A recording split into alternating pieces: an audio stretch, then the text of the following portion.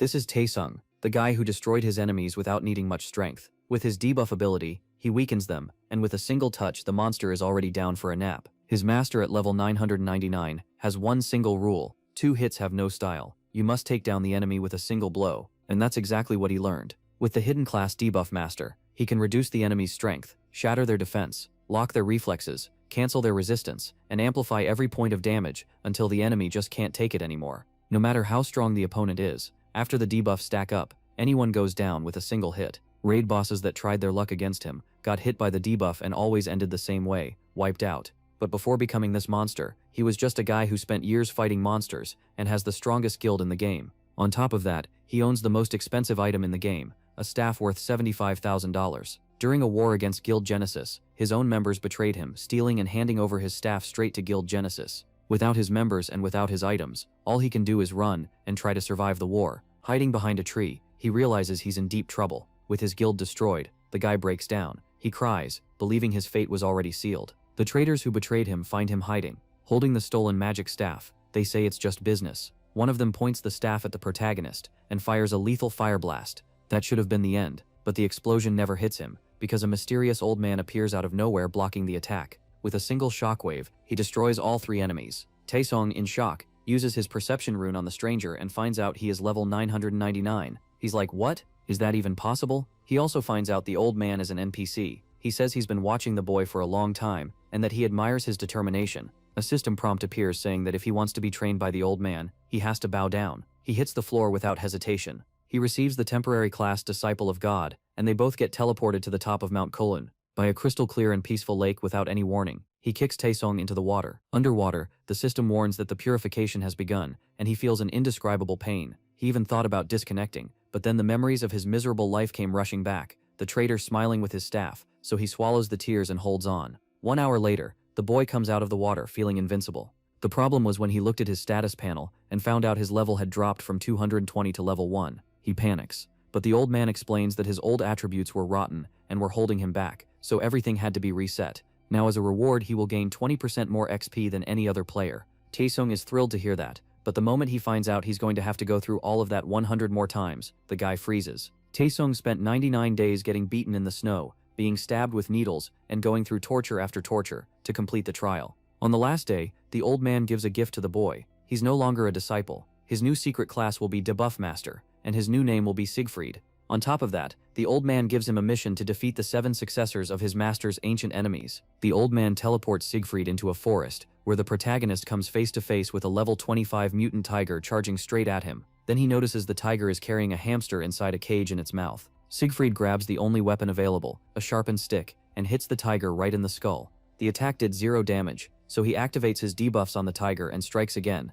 and this time the tiger drops to the ground. Siegfried goes from level 1 to 15 in the blink of an eye. When the hamster is freed, this chubby little rat starts trash-talking Siegfried. The boy turns his back and walks away, and the rat panics and starts begging. Lucky for him, the system forces a bond between the two where levels are shared. The pet will grow alongside him. And since Siegfried is the boss now, he gives the majestic Great Spirit of the Woods the most humiliating name possible, Ham Ham. The creature is furious. What did you say, Nick? The human asked the pet to relax, claiming that they both needed to gain more power first. Later on, inside a building in the domain, the receptionist of the Mercenary Guild, who was an NPC named Jericho, welcomed our hero and asked him for the reason behind his visit. The young man explained that he was here to get a license, what she thought would be vital seeing how he needed to climb the levels once again. The receptionist claimed that despite knowing that the hero was one of the immortal players, he still had to test him to see if he was worthy of the license, suggesting that the debuff master go hunting the low-leveled mutants nearby. Yet the hero presented an item as a proof of his worthiness, which the receptionist quickly recognized as the claw of a mutant tiger, which is sometimes used for creating low-level weapons. The adventurer began to brag about how he had killed the white TVs on his way to the village, which proves that he is worthy of the license, leaving the man amazed. Even so, he expressed his doubts regarding the young man killing it alone. Hearing this, snapped back the one with poor clothes back to humility. With that being said, the receptionist asked the hero to follow him in order to give him the license. Later on, the protagonist received the mercenary license. Yet just as he thanked the NPC, the receptionist asked him if he would like a job, which piqued his curiosity. Jericho explained how a giant pack of mutants were heading towards their domain, with some of them having attacked a while ago, leaving the civilians terrified. As the protagonist understood that more monsters had been appearing, The NPC recalled the tiger that he had slain recently, claiming that such a monster had never been seen in this domain, and that it wasn't the only one, as new threats like mutated wolves and buffaloes had also appeared. The debuff master, who grew intrigued by the presence of a level 20 monster in the beginner area, realized that something odd must be going on. With that being said, the normal quest of protecting the domain of Beerman for 100 gold had been proposed to the protagonist, who pointed out how low the level of the demand was. So the ashamed man explained how he was the only one in the entire town able to kill a tiger. He realized how backwards this region is, as the man explained that they will need to wait a week for backup, as they didn't have communication circles. The player, who had a habit of not accepting quests with bad rewards, decided to make an exception, feeling that this one would greatly boost his level. With that being said, and to the receptionist's excitement, the adventurer accepted to take on the quest. At the same time, in the domain nearby, inside Saviour Castle, where a carnage had occurred, the crawling man began to beg to be spared, to be chopped off by the weapon of a creature that ordered the humans, that he found stupid, to bow their heads. Even so, it claimed that as the one from a higher race, it shall become the new ruler. Shortly after, back at the Beerman domain, the protagonist exited a shop, thanking the owner. He was quickly left irritated by the hamster, who pointed out how he now looked less like a homeless person, so he explained how he had to abandon his training outfit at some point. The warrior was also excited to put his new mace to the use, as the pet proposed to have a meal. This pissed off the hero, seeing how the hamster just had a magic stone for lunch. But the creature, who sustains itself by eating this item, explained how such low-quality stone couldn't satisfy its hunger, angering the hero, who paid a fortune for it. Yet just as tension began to rise between pet and owner, the protagonist was approached by 3 men, who recognized him as the one who had killed the mutant tiger. The third one immediately presented himself as Manbok Jang, someone who will be taking part in this quest as well, before presenting his friend Thompson and his other ally Ruji, who couldn't help but find the spirit adorable. Meeting them made him realize that those were the other players mentioned by the receptionist. With that being said, the protagonist decided to shake hands while introducing himself as well, but to his shock, he was suddenly appointed as the leader of the raid. The man affirmed that Sig Freed should take the lead, seeing how he was the only one able of killing a tiger, making him surprised by their honesty towards weakness. So that being said, the 4 of them were now a party, as Thompson asked for instruction. So the leader explained how, based on the explanation of the receptionist, they should go for the butchery ranch, where a massive attack is occurring. At the said ranch, a great clash was occurring between beasts and warriors. Manbok Jang, who struggled against a wolf, asked Thompson to act quickly. With that being said, the foul beast had been struck with a spear, and while the old fat one began to wish that he was younger, his friend realized that something was coming towards them. Manbok Jang turned his gaze, only to find a level 25 mutating buffalo charging at them, everything in its path, and while everyone decided to get out of its way, the protagonist, who noticed, quickly imbued his mace with heavy strike, before charging at the beast, and smacking its head. With the mutant buffalo having fallen, our hero has managed to reach level 20. The man, who feared being discovered by other adventurers, realized that playing solo would have been better for him, as he couldn't use his nerfing skills in public. His 2 party members came to check on him, so he affirmed being unharmed, before asking them if they were okay. Seeing how the creature had hit them, the fat one explained that he was unharmed due to him being a tank, yet his friend, who was resorting to a potion to recover, wouldn't be able to fight for a while. Manbok Jang praised the hero for killing the monster in one blow, which was expected, as he had killed a tiger. Yet our hero tried to stay humble. Just then, someone ordered the beasts to retreat. All monsters heard the command and rushed to the woods, making the tank assume that they were fleeing and that he had completed the quest. Yet Sig Freed explained that something was odd, as it seemed like the monsters were being ordered around due to them all going in the same direction at once. But just then, the hero received the follow-up quest investigation that wanted him to know why the monsters had been acting like a pack, meaning that there was still work to do, and so he stated that he will meet his party back at the barracks, as he was going to scout the location of the monsters, leaving the both of them worried. The young man affirmed that he will be okay, as he was the one with the least injuries, making him fit for the task, as the hamster claimed that he will protect him. And while the tanker was left amazed, his friend was blown away once again by the adorable creature. Later on, while investigating, the protagonist's doubts were confirmed, as all were heading the same way. The adventurer theorized that the monsters were going to attack the neighboring domain, upon seeing their footprints pointing towards it. Just then, the pet grabbed his attention. The debuff master called it out for casually playing away from him, but the creature denied, before pointing its master towards something intriguing, which was none other than a structure, recognized as the Saviour Castle, and just as he began to point out how it was giving him a serious feeling of emptiness, he was left baffled upon opening the door, as he had seen all creatures bowing to a single monster, as it was Gorgo, the boss goblin lord, who can control monsters and who was a fabled golden goblin that only appears once every few centuries. Upon seeing this, the hero was left baffled, having understood the reason behind the monster's odd behavior. The hamster asked him about his next course of action, so Sig Freed explained how he was powerless, which is why he was forced to regain the barracks. Later on, at the said site, someone apologized for not introducing himself earlier. The bald man presented himself as the leader of the Beerman army, Bullrich, and as the debuff master introduced himself, the commander explained how he had heard about his exploits from Jericho. The soldier then stated that despite his desire to talk more, the remaining time was scarce, and so he decided to cut straight to the chase, claiming that according to the hero, the goblins had invaded the neighboring domain, before asking if they were the ones controlling the mutants. The player clarified, claiming that it was but a single goblin lord, with brainwashing power, who used the monsters to take Schreier for himself, and that Beerman was its next prey. One of the soldiers claimed that if the hero had spoken the truth, they were practically doomed, as they were powerless in front of a goblin lord. The adventurer urged them to evacuate every living soul within the domain, which made the commander think. Just then, the tanker decided to interrupt, asking them about their ignorance regarding the defeat of their neighbor. Despite it being close, the bald one explained how the two backwater domains who lacked communication circles had never truly kept in touch. The young man explained how they couldn't also look into the matter, as they must have been busy fighting off the creatures, which was all part of the Goblin Lord's plan, as he had meant to cut off this domain from the outside by creating this scenario. The idea of their 300-year-old domain being destroyed by goblins filled the commanders with frustration, as they couldn't find the courage to inform their lord. But just then, the hero explained that there was a solution, making the bald one grow eager to hear it. So the protagonist explained that with enough time they could potentially get the opportunity to fight back. Sig Freed stated that it will be necessary for him to rise through the levels. The plan was simple, as it consisted of the commander making a team of his quickest men, and use them to scatter the beasts to a maximum. The soldiers would then make the monsters follow them to somewhere near the hero's location, before letting him handle the situation. The debuff master explained that he will join the main battle force after reaching level 30, so the commander explained that despite the adventurer evolving quickly, the boss of the monsters was of level 50, meaning that it will still be 20 levels stronger than the adventurer. The hero affirmed that he wouldn't have the advantage, yet, seeing how he took on a level 25 tiger when he was just level 1, he had a good chance of defeating the Goblin Lord, and even if he loses against it, he would have bought the necessary time for the backup to arrive. So after thinking for a small moment, the bald one decided to go with the hero's plan. As Sig Freed received a new quest to slay the boss monster, his pet decided to ask him something, but he told it that he didn't have the money to get it food. The angry hamster affirmed that he wasn't thinking about his stomach, leaving his master intrigued about his question. The summoner was surprised to see his pet realize that he was hiding something from the commander, and demanding to know what it is. So the creature quickly began to brag about how great spirits like him were blessed with great observation skills. The adventurer explained that he will get a new power upon becoming level 30, a skill named Supreme Contempt, that should help against the Goblin Lord, despite not ensuring victory. The hamster asked the master for the reason behind him hiding his powers, so the hero explained how he wanted to keep them a secret, so explaining that players were nearby, and that they will quickly spread the news of his overpowered powers. But while the Great Spirit called him out for not thinking of it,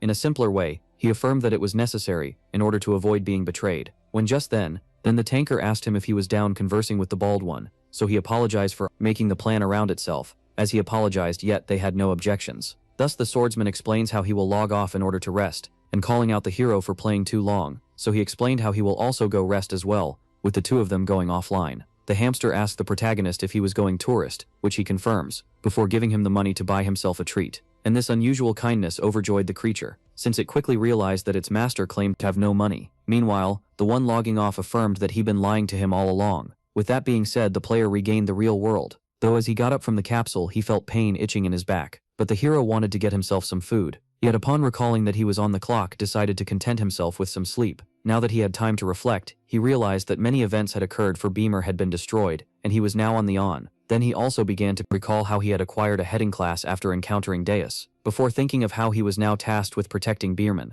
At first the young man only entered Brave New World for the sake of profit and revenge. Yet now he was enjoying himself, which left hand pleased as he had realized that his inner kid was still alive, and just as he hoped to quickly get back in the game, in order to have fun while leveling up, he who missed his bet decided to skip the sleeping part and go back straight to the game, in order to ascend levels before the ultimate fight. When just then someone knocked on the young man's door and asked for him. So the very one slightly opened the door, seeing how he wasn't expecting any visitors, since the two workers explained how they were here to assemble his new capsule, which led him into seeing how he didn't buy anything as such. However, the worker explained that they had his name and address on the order, but just as he was about to argue, then the man claimed that he didn't know much, seeing how you are just following orders, before handing the hero a piece of paper on it. He was being praised for unlocking code 007, making him realize that it had to do with his job of Deep of Master, since according to rumors hidden classes gets various benefits, which made our hero realize that Hive must have been the one gifting him this capsule. Thus this filled the young man with happiness, as he opened the door widely for the two of them, before inviting them in and offering refreshments, which was a change of attitude that surprised the workers. Meanwhile, the entire scenery was being watched by a man in a costume hidden in a corner, Then Mr. Lee was thanked by his boss for confirming that the capsule was now being installed in the young man's apartment, and when asked for the reason behind gifting a complete stranger a new VR capsule, the boss had a hard time explaining himself, so he claimed that he felt some kind of kinship towards the hero, as they both possessed a hidden job,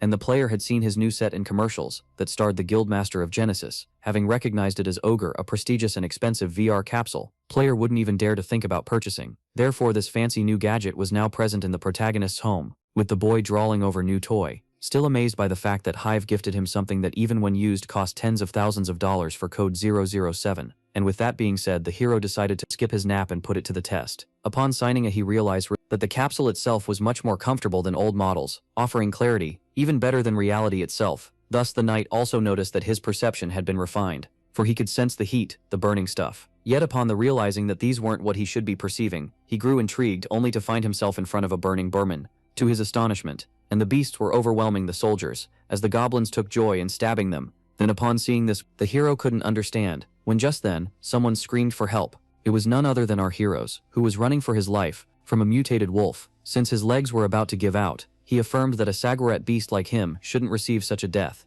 Yet before he could become food for the wall, for the hero intervened and smacked the hound on the head with his mace. But the hamster couldn't believe his eyes, since his master had came to save him. Then Sig Freed quickly checked on the here spirit, only for it to launch itself at our hero's face and screaming at him, staying in the other world when he was about to die. Though the warrior demanded an update on the situation, yet the hamster affirmed that it was clear as day, because the second he and the other players went offline, then the goblin lord along with his forces charged at the town, and they were so powerful that the forces of the domain were unable to stop them. Thus hearing this greatly angered our hero, seeing how the enemy had attacked while they were logged off. This also made him realize that he was the only player present in the town, which the angry hamster confirmed, stating that it was the reason behind this mess. Yet the protagonist affirmed that it was a relief as he could now go all out, and the path began to fear the worst as his master was about to give him a task. Meanwhile, the knife covered and blood was licked by a goblin, whom he and his allies were eager for more blood, so they had the soldiers surrounded as they desperately tried to protect the women and the children. Then one of the men realized that they were in a static situation as not all civilians had fled the city, even though he was unable to find a solution, as there was too many opponents to handle, which left hand greatly annoyed, and just as he think that this was the end of the road, as the goblin charged at him with his giant blade, then a flying mace suddenly struck the creature in the skull. Seeing this left the soldier astonished.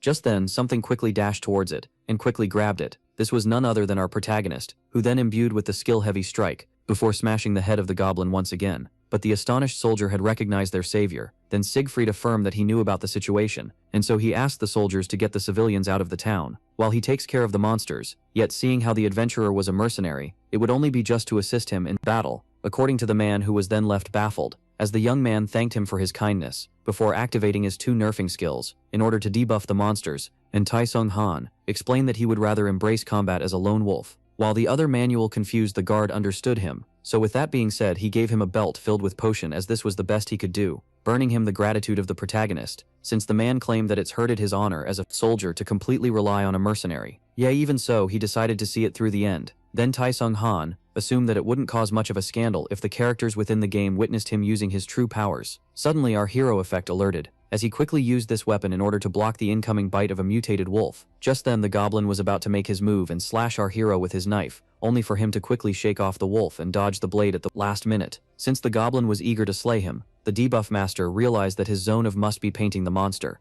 and the green beast unleashed a regular slash after slash. The hero called him out for his miserable posture, before claiming that the goblin should have just escaped the moment he activated his skills. Yet it was only elementary according to the hero, because he grabbed the monsters by the head and slammed it into the ground, claiming that he would have destroyed them even without his skills. Thus upon sensing this moment, the player realized why his new set costed a little fortune, as he could sense the movement of his opponent much better than when he had the old gear, and with his quick reactions being refined by his training with Deus, the protagonist felt like he could avoid any strike coming his way. Then as he began butchering the monster, he claimed that this was the reason behind the success of rich gamers, seeing how all this time they had been using the best set there is. And with that being said, our hero managed to chain 3 heavy strikes. This allowed him to reach level 22, which left him disappointed, seeing how much he had slain, making him realize how hard forming was after level 20, when suddenly the hamster arrived cursing his master, as he was being followed by countless monsters, while running away terrified for his life, and asking his owner if the number was big enough. So with that, the protagonist affirmed that he didn't care about the difficulty of leveling up, since he only had to stay as much monsters as possible as he activated his skills. Then, shortly after, Gorgo pointed out how and an annoying presence from the outside made its entrance, causing a lot of chaos. And as he stepped on a man, he explained that he was but a minor threat that could become more dangerous if allowed to blossom with power. But the monster then stated that this individual wasn't like the ones he just defeated, and the beaten-up commander quickly realized that the individual in question was none other than the protagonist. Thus he firmly grabbed his sword, Detergent, to give him as much time as possible for him to level up. The bald one was very much determined to keep the golden goblin away from the adventurer. He treated it off coward, and claiming that he shall kill it, yet being insulted as such, greatly amused the goblin lord, as he was being bad-mouthed by someone who wasn't even strong enough to protect his lord. So with that, he decided to give him the fight that he wanted, claiming that him and the one that he serves may not keep their life for long. Seeing this left the man in panic, as he began to pray for the young man to level up quickly. But half an hour ago, the hamster declined the task imposed upon him, since he refused getting eaten by the beasts. While lowering them, you have the hero affirm that they were forced to, in order for him to finally level up, before claiming that if nothing is done, everyone will be wiped out.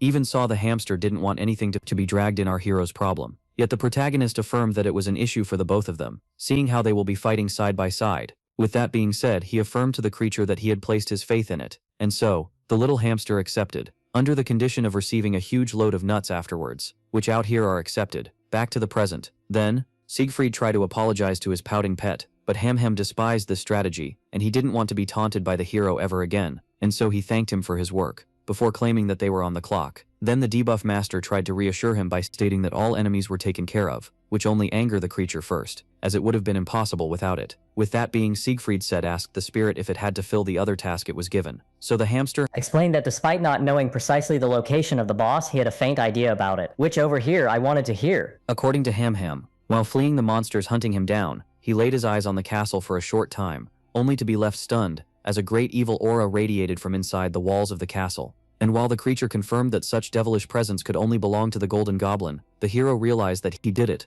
as the king of goblins. But the lord of the castle must be unharmed, as the elites will always evacuated first. Even so, he had a bad feeling, as the co-wander was nowhere to be seen. With that being said, he decided to proceed quickly, which surprised the great forest spirit, so the hero asked the path to wait outside, in order to stay safe. Yet upon seeing the head of the monster twitch, the hamster was filled with fear. Thus he decided to go with his master into the domain of the goblin lord. Later on, in front of the castle that was on fire, that amazed our hero by its size. Then Taesung Han realized that it would be Has to charge in with no plans. With that matter aside, he asked the hamster for the reason behind its presence with him, seeing how dangerous the castle was, but the terrified animal claimed that he was here to help our hero in this perilous situation, which he didn't quite understand. And with that being said, the spirit asked its owner about its strategy, seeing how he was about to face a goblin lord, who might be immune to his attacks. Yet to the creature's shock, its master, who found reason in its words, claimed that they didn't have time to make one, and that in some cases the only good option was to use your strength and dash forward. As he charged at the castle, just as Ham began to curse his master for his madness, he suddenly broke through the door and entered the castle. So Ham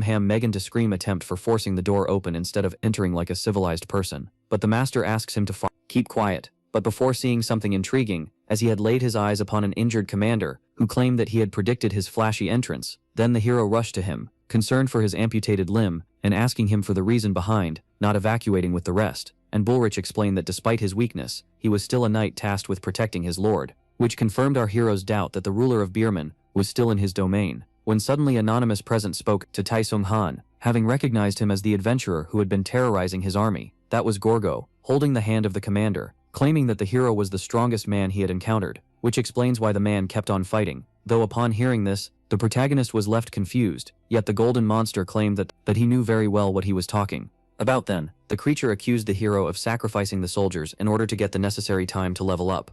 And upon hearing him badmouth the death of the soldiers, the hero grew filled with rage, yet the World One asked him to not mind his words, as it was their duty to protect this domain. And so the protagonist asked him if the unconscious man behind the boss was the Lord of Beerman, which she quickly confirms. Then, as the protagonist asked the commander to have patience, the injured soldier urged the hero to not fall into temptation, and Gorgo then affirmed that the hero's sanity must have been crushed by his weighing conscience, seeing how he sheathed his weapon, so he tried to end him quickly, claiming that this was the reason behind the human's eternal losing streak. But just then the debuff master activated his speed restriction, that decreased the monster's overall speed. So just like that, the monster found himself swinging his X into the air. Now the goblin lord began to wonder if he had fallen to the ticks of our hero, seeing how he had lost him, when just then the debuff master spoke to the monster, and ordered him to let go of the commander's arm, which greatly angered the goblin king, who charged at our hero infuriated that he tried to order him around. while carrying the lord, yet the swordsman was quick as he had successfully knocked up the monster with a swift kick. Then the monster realized that the power of the hero was at hand,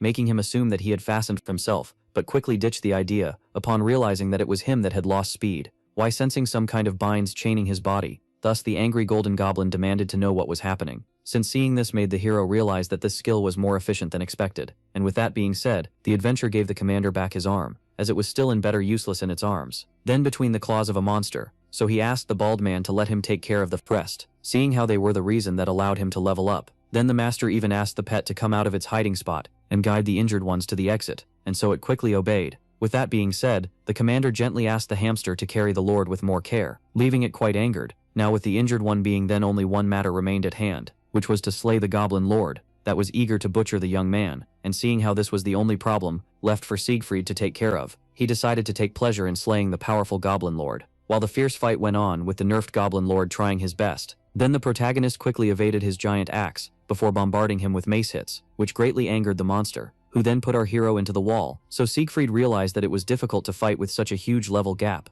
aside from the fact that the monster was now used to the slowliness. But the golden goblin then pointed out how the cockiness of the hero suddenly disappeared, before claiming that he was foolish to not take him seriously enough by thinking that such patty tricks could take him down. And just as the monster began to blabber about how he was going to slowly kill the hero and talk to him in the process, then the adventurer was forced to admit that his speed restriction wasn't all powerful, as it was by the support skill, yet Sig Freed knew very well that he didn't have enough power to back up the skill with another, making him regret not using his ultimate move earlier. So just as he assumed that it would be for the best to deactivate speed restriction, he quickly shook off the idea in search of a better opportunity. As he charged at the goblin, assumed that the protagonist wanted a direct fight, yet they didn't shake off the idea that this might be another rules of his, and just like that, monster boss and adventure clashed together, while enjoyed seeing the hero in pain. And so as he bombarded the hero with attacks, asked to have quick reflexes for without his tricks he would never defeat him. Then with that the golden goblin choked slammed Taesung Han, ultimately sending him flying into the wall, and with that the young man began to cough blood, as the goblin on top of him explained how his race had always been treated as barbarians by humans,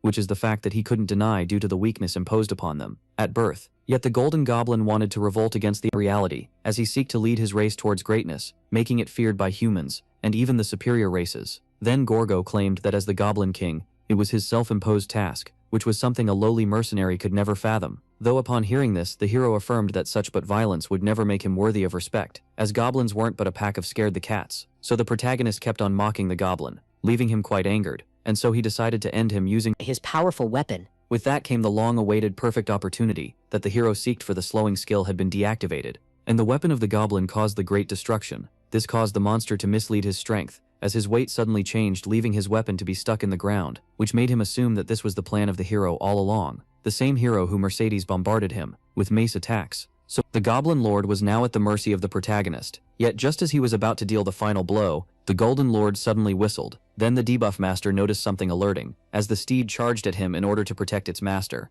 and with that Sig Freed was knocked a few feet away, while Gogo explained how he didn't want to cause more damage to the castle, before explaining how this was unexpected from the young human who forced him to demonstrate so much effort. Then Monster affirmed that they had reached the end of the line, as is true strength flight and brainwashing, that he will use in order to wield the greatest mutant he created, and with that, he ordered his steed to charge at the young man. So the mutated tiger was quick and its claws were powerful, as it immediately slammed our hero into the wall. Then Gorgo let out a mad laughter, claiming that the hero must be honored seeing how he will die in a castle. But to the Lord of the Goblins, shocked Sig Freed affirmed that he will be the one meeting his end today, since Infinity called how the monster called him a lonely mercenary, who could never understand a greater purpose, which he affirmed to be wrong, and just like that supreme contempt had been resorted to. This reduced any harm caused by the Goblin Lord, while increasing the damage that he takes at the same time, as he was of higher level than Taesung Han. So Sig Freed explained that he wasn't an ordinary mercenary, as he attacked the monster while claiming that he was the debuffed master, and upon taking the Goblin Lord and completing his quest down, Taesung Han affirmed that he was the one fated to become the one above all. Then with that being said, the sun finally began to set. Long day, while the monsters were now freed. After that,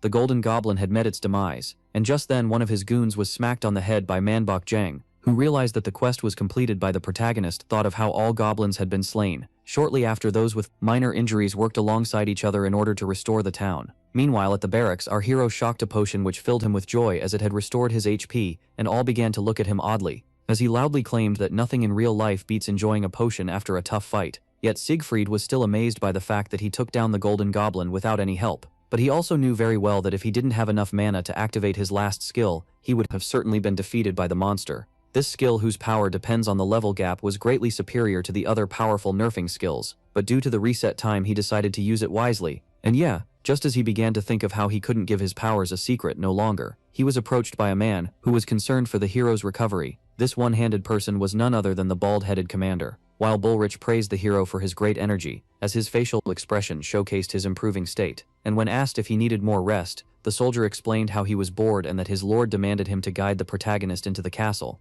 Then Sig Freed asked about the lord, seeing how critical his condition seemed back then, but Bullrich explained that his liege managed to survive due to the adventure's intervention, and that his health had been improving. The commander then began to laugh, claiming his master was blessed with the health of a warrior. Yet the hero had his doubts due to his frail appearance, so Taesung Han and took a look at the place the limb of the warrior used to be, and apologized to him, claiming that he had lost an arm due to his tardiness. But the bald one explained that he only felt thankfulness towards the young man. Since his intervention, I love the salvation of the entire domain, and that's his arm was meaningless, in front of the safety of his homeland. With that, the debuff master affirmed that the bald one was a true knight, leaving him embarrassed, and so he asked him to be quick, as everyone was waiting for his arrival. Then upon setting foot in the castle, they were welcomed by the trembling Baron Bergman, after recognizing the young man as the savior of his domain, and the protagonist was glad to see the old man recovering well. Introduced himself as Sig Freed, a name that greatly impressed the lord, so the Baron decided to show his gratefulness by bowing to the savior, what affirmed that it wasn't necessary. Suddenly he was struck by a back pain that left hand to struggle on the ground as his guards rushed to help him. Yet seeing this made the hero recall the words of the commander regarding the great health of the Baron. Then the old one apologized, while stating that he didn't fully recover, before expressing his gratitude towards the hero once more, and Sig Freed tried to stay humble, claiming that he was paid to assist the army, and that he wasn't worthy of such praise. But the Baron explained that the drive of our hero was meaningless, as he had saved Beerman by putting his own life on the line, claiming that he had saved their peaceful land from the grasp of the goblins. Then Taesung Han's eyes suddenly sparked upon hearing that the lord had a thank you gift for him, which he recognized as the quest reward. With that being said, the overjoyed young one followed the old man, hoping that the reward will match the struggles of this long quest. Shortly after, as he followed the noble into the castle, now the hero recognized this chamber as the one he fell in during his fight with the Gorgo, and was left shocked by its actual colossal size. He couldn't help but compare it to an altar, as the old one explained how his ancestor, an antique collector, built this treasury to store his collections, and that only a few pieces of it remained, as the rest had either been lost, sold. Then with that being said, the old man offered the young one left he deemed to have value inside the treasury, so Sig Freed quickly opened the box and was left amazed, as this was a coupon for the Mercedes Atelier. Since the time of old, the continent bus subject of a balanced rise in the arts of magic, science, and forgery. For millennials, these three fields showed a steady growth rate, until in each of them began resembling the others, before fusing together, thus leading to the birth of the artifacts, which were the peaks of blacksmithing, magic, and alchemy, with three great workshops monopolizing the world of artifacts. The first being Autonica, recognized for futuristic technology, the second being Bersticarelian, that was well known to create deadly weapons, yet the best among the three was the Mercedes Atelier. Each of these companies were a great year respected throughout the continent, as they became known as the three great workshops. Now the reward for slaying the Goblin Lord turned out to be a coupon to get access to the services of the best workshop in the continent. And upon seeing that this coupon could perfectly enhance any item 12 times, regardless of the levels, the hero was left amazed, as it should cost more than 1,000 gold. Then the old man explained that 7 centuries ago, Mercedes, who had just opened, encountered money problems,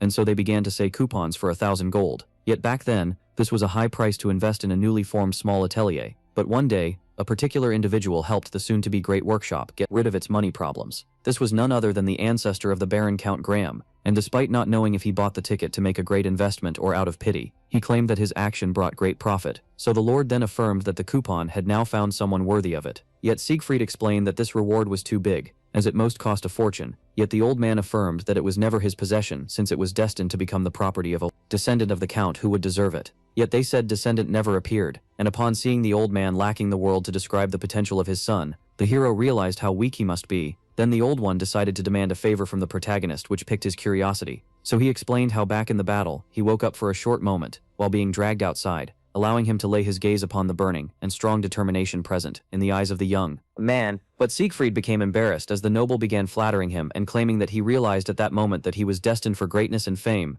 Thus the Baron explained that the favor he wanted to ask him regarded aiding his spawn, while the noble explained to the hero that he wanted to make a great investment like the Count and that his good eye made up for his many quirks. And after thinking for some time, the hero finally accepted, as he promised to the son of the noble he acquired a new quest that consisted of meeting the son in the capital in order to repay the kindness of the father. Yet just then the protagonist felt scammed upon realizing that he would have gotten the coupon even if he declined this new quest. Then, after getting out of the castle, the hero began to wonder about the next step regarding the great coupon. For you're right, that selling it would bring him a great fortune, which would allow him to get rid of his dad as well as buy a new apartment for his mother. But with this he also imagined how his master would begin screaming at him for this foolish mistake before beating some sense into him, and so he decided to save it for the luster. Later on in his journey, as there were other ways to make a profit, then Sig Freed began to wonder about the whereabouts of his hamster, as he had been missing all day, and the hero deeply desired that his pet didn't fall into some weird business again. At the same time, then the great forest spirit was bouncing his belly before it's working and asking its audience if it was satisfied, as the adventurers were blown away by the cuteness of the creature that affirmed that it didn't dance for charity. With that being said, the little one was given an acorn as a reward, while the overjoyed creature began to think of an extract before deciding to imitate its stupid owner, only to notice that the sad imbecile was standing right behind it, and Thaesong Han called out the creature on shamelessness, seeing how it was ready to do anything for snacks, but affirmed that it was forced due to him being broke. Yet just as they were arguing on how the patch would nourish itself with magic stones instead of nuts, Manbok Jang stated that they had been searching for him. So the hero explained how he was to meet someone in the castle, so the man pointed out how he was yet to receive his reward. Then the hero affirmed that he was here to get it, while the fat one claimed that this was the most money he ever made in game, unlike his friend who ran off at the last minute. Still, Taesung Han decided to not ruin the man's happiness by revealing that he had obtained a coupon for the greatest workshop. And with that being said, the receptionist welcomed the protagonist, who claimed that he was happy to see him well, explained that he was left unharmed due to the hero's efforts, unlike the building of the guild that will cost a lot of money to repair. Yet Jericho decided to give the young man his reward of 5,000 golden coin, which the hero was thankful for, before explaining how he was sorry about the guild. Then the receptionist, who realized that the hero must have received additional gifts from the Lord, claimed that he will keep the secret, which was much appreciated. And with that being said, the hero decided to ask the NPC a question, piquing its curiosity. So the goblin's lair wanted to know the whereabouts of the remains of the golden goblin. Then the man revealed how it was near the lake of the Blue Man. According to the NPC, his lordship had hung the goblin lord on a stake to serve as a warning for his subjects that ran away. And while Jericho explained that this was a heinous scene, the protagonist realized that the old man was colder than what he had imagined. With the quest being settled, the young man decided to depart from this domain, before reflecting on how his short days here allowed him to rise through the levels, making him wonder if Dios brought him here on purpose. Yet regardless, the hero felt thankful towards his master, seeing how wonderful the beginning of his journey was. Then just then, a powerful presence arrived and screamed to her student, while asking if he was inside the building with a voice so high that it pierced the young men's ears, but annoyed by this loud voice who had almost made them deaf. Then Sig Freed, who realized that this voice screaming for his student wasn't much alien, began to assume that his master was waiting outside. So a crowd began to form itself outside, and everyone was impressed by the power of the NPC. The hero tried to get closer, then quickly noticed that the old man in front of him wasn't Dios, and the swordsman then claimed that he had finally found his disciple, while looking at the direction of our hero. So Siegfried asked the old man if he was talking about him, which she confirms. Then the hamster assumed that the intimidating swordsman was the master of the hero, who denied, while underlining the power of this one. And upon a resorting to ruin of insight, he was left stunned, since this was the level 361 well-known NPC, known as Wethigus, the Sword Emperor, who was a member of Stellar 5. Then upon seeing the reaction of the young one, the old one assumed that he had been recognized, so he presented himself as the ruler of the one-edged sword, who can cut through anything. And the old one then gave his name, claiming to be the strongest among the Stellar 5, before displaying an insane amount of order. Now the protagonist knew about this group, as all 5 of them were great fighters, well known around the continent, who became masters, and while Taesung Han was left amazed by the fact that he had met a level 361 in this small town, he recalled how he met his level 999 master in the woods. But just as he began thinking that remote location had a better chance of containing powerful NPCs, the man appeared in front of him, which startled the hero who has the old man. Why was he treating him as his student? The Sword Emperor claimed that if he says it, it must be true, so with Begus assumed that the hero was still unexperienced regarding the ways of the world, and decided to explain his own greatness, as well as the power of Stellar 5. Yet the protagonist explained that there was no need, as he himself began to explain how the members of this group were all terribly powerful, which pissed off the old man, seeing how unfazed the young one seemed. Then Taesung Han politely claimed that he already had a teacher, and upon hearing this, the Sword Emperor claimed that it wasn't important, as he could just ditch him in order to become his student, leaving the protagonist quite pissed off. So Siegfried claimed that the old one should show respect as his master was stronger than him, making him assume that he was from Sovereign 3, Yet the hero affirmed that his teacher was even far more powerful than those three who surpassed the fives, and the Sword Emperor had a hard time believing that there was of destruction. And after training tirelessly for many decades, the 120-year-old man finally became a master. Even so, the sensation of a void replaced the joy that should be inhabiting the man's heart. Yet he didn't understand why he couldn't fulfill, seeing how he had realized his long life dream. Well, just then he noticed something nearby. As an experienced swordsman was educating his student on the ways of the sword. Then, upon seeing this, the 120-year-old man finally realized that he needed a student. So with he realized that he should teach someone his perfectly sharpened skills. So the best moment so that they wouldn't die with him. And so he began scattering the continent while searching for one. Yet many candidates were at his disposal. Some had massive quirks while others were practically dead. But this began to panic. 2 decades to teach a young one. Yet seeing how he was above 100 years old, he could perish way before then. Then the elder realized that he hadn't visited Beerman yet. So the man explained that he had his reasons to come to his domain, and that upon seeing the youth he quickly realized that he was the one destined to inherit his knowledge. Still, even after hearing his backstory, the youngster refused. Thus the old man pointed out how this was the reason behind him proposing the game, and after seeing that words were useless, then the boy was left intrigued about his next action, as he couldn't flee from this powerful opponent. Even this situation came with its own quest. So with that being said, he realized that he was forced to participate in the game, thus he asked about its nature. Now Witegas explained that it wasn't complicated, for the challenger only needed to strike him. Indeed, according to the elder, in order to win, the youth would need to inflict any harm on him, no matter how small it was, using an attack of his choice. Still, he reassured him that due to the power gap between them, he would not resort to mana, but instead defend himself with his armor. And the young warrior began to think of how opposed he was to this idea, as the man bragged about his own strength. Yet he then recalled how the swordsman claimed that he wouldn't be using any mana. Then, just as Witegas asked the boy if he wanted to back down, the youth asked if he was aware of his name, but the Sword Emperor affirmed that names weren't important, as he could learn it later. So upon hearing this, the young one pulled out his mace, claiming that the man didn't want him for who he was, and that he just needed someone to inherit his will. And as he activated all of his skills, the hero explained that he would never become the student of such a man who considered disciples as something so plain. However, the old warrior affirmed that he only wanted to hear it if the challenger managed to defeat him. Now the determined Taesung Han seemed certain of his own victory. Then he dashed towards the man, affirming that he would win this game, because the swordsman assumed that due to the youth's inexperience, he would focus on nerving a specific part of the body that he wanted to strike. Still, the elder was certain that such tricks could not work on someone as powerful as himself, and seeing how he could easily predict the area that would have been debuffed. Yet just as he was about to detect the weakened part, he realized something was odd, that the nerfed area was already a weak part itself. Then the hungry hero charged at him head first, and before swinging, he raised his mace with all of his strength, suddenly dealing a great amount of pain to the elder. Thus this resulted in a great shockwave. So the crowd was left deaf and confused, as it didn't quite understand what had just happened. Meanwhile, the fat man and the NPC began discussing the great talents of that warrior that allowed him to defeat the Goblin Lord despite being low level.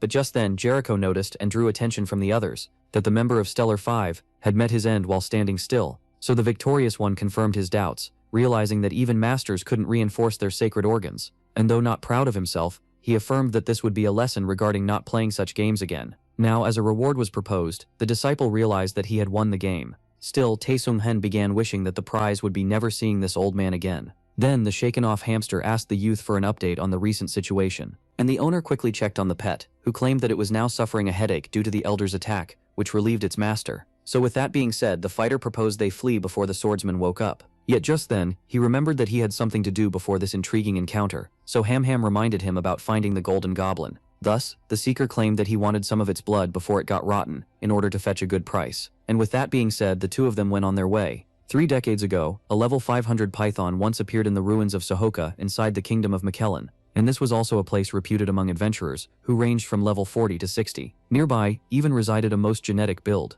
There, many players were searching for new party members, while others were proposing paid services in order to help others level up. So one of them was a frustrated brown-headed girl looking for a new teammate. Then she was approached by someone who was interested in the offer, asking if she wanted a dealer, as he wanted to test out his new weapon. But to his shock, the lady claimed that they only needed a buffer, thus making him leave annoyed, as everyone was searching for someone with this particular job. And the level 48 elemental mage named Gosran was surprised to see that there was no priest or buffers among this giant crowd. Therefore, the lady quickly realized that everyone else was also searching for support-type players and had been at it for hours. But just as she was about to give up, then she suddenly noticed something intriguing, as a new face had appeared in the ruins, which she assumed to be a beginner. So the curious one quickly decided to check his stats by resorting to the Rune of Insight, and upon examining him she was left baffled.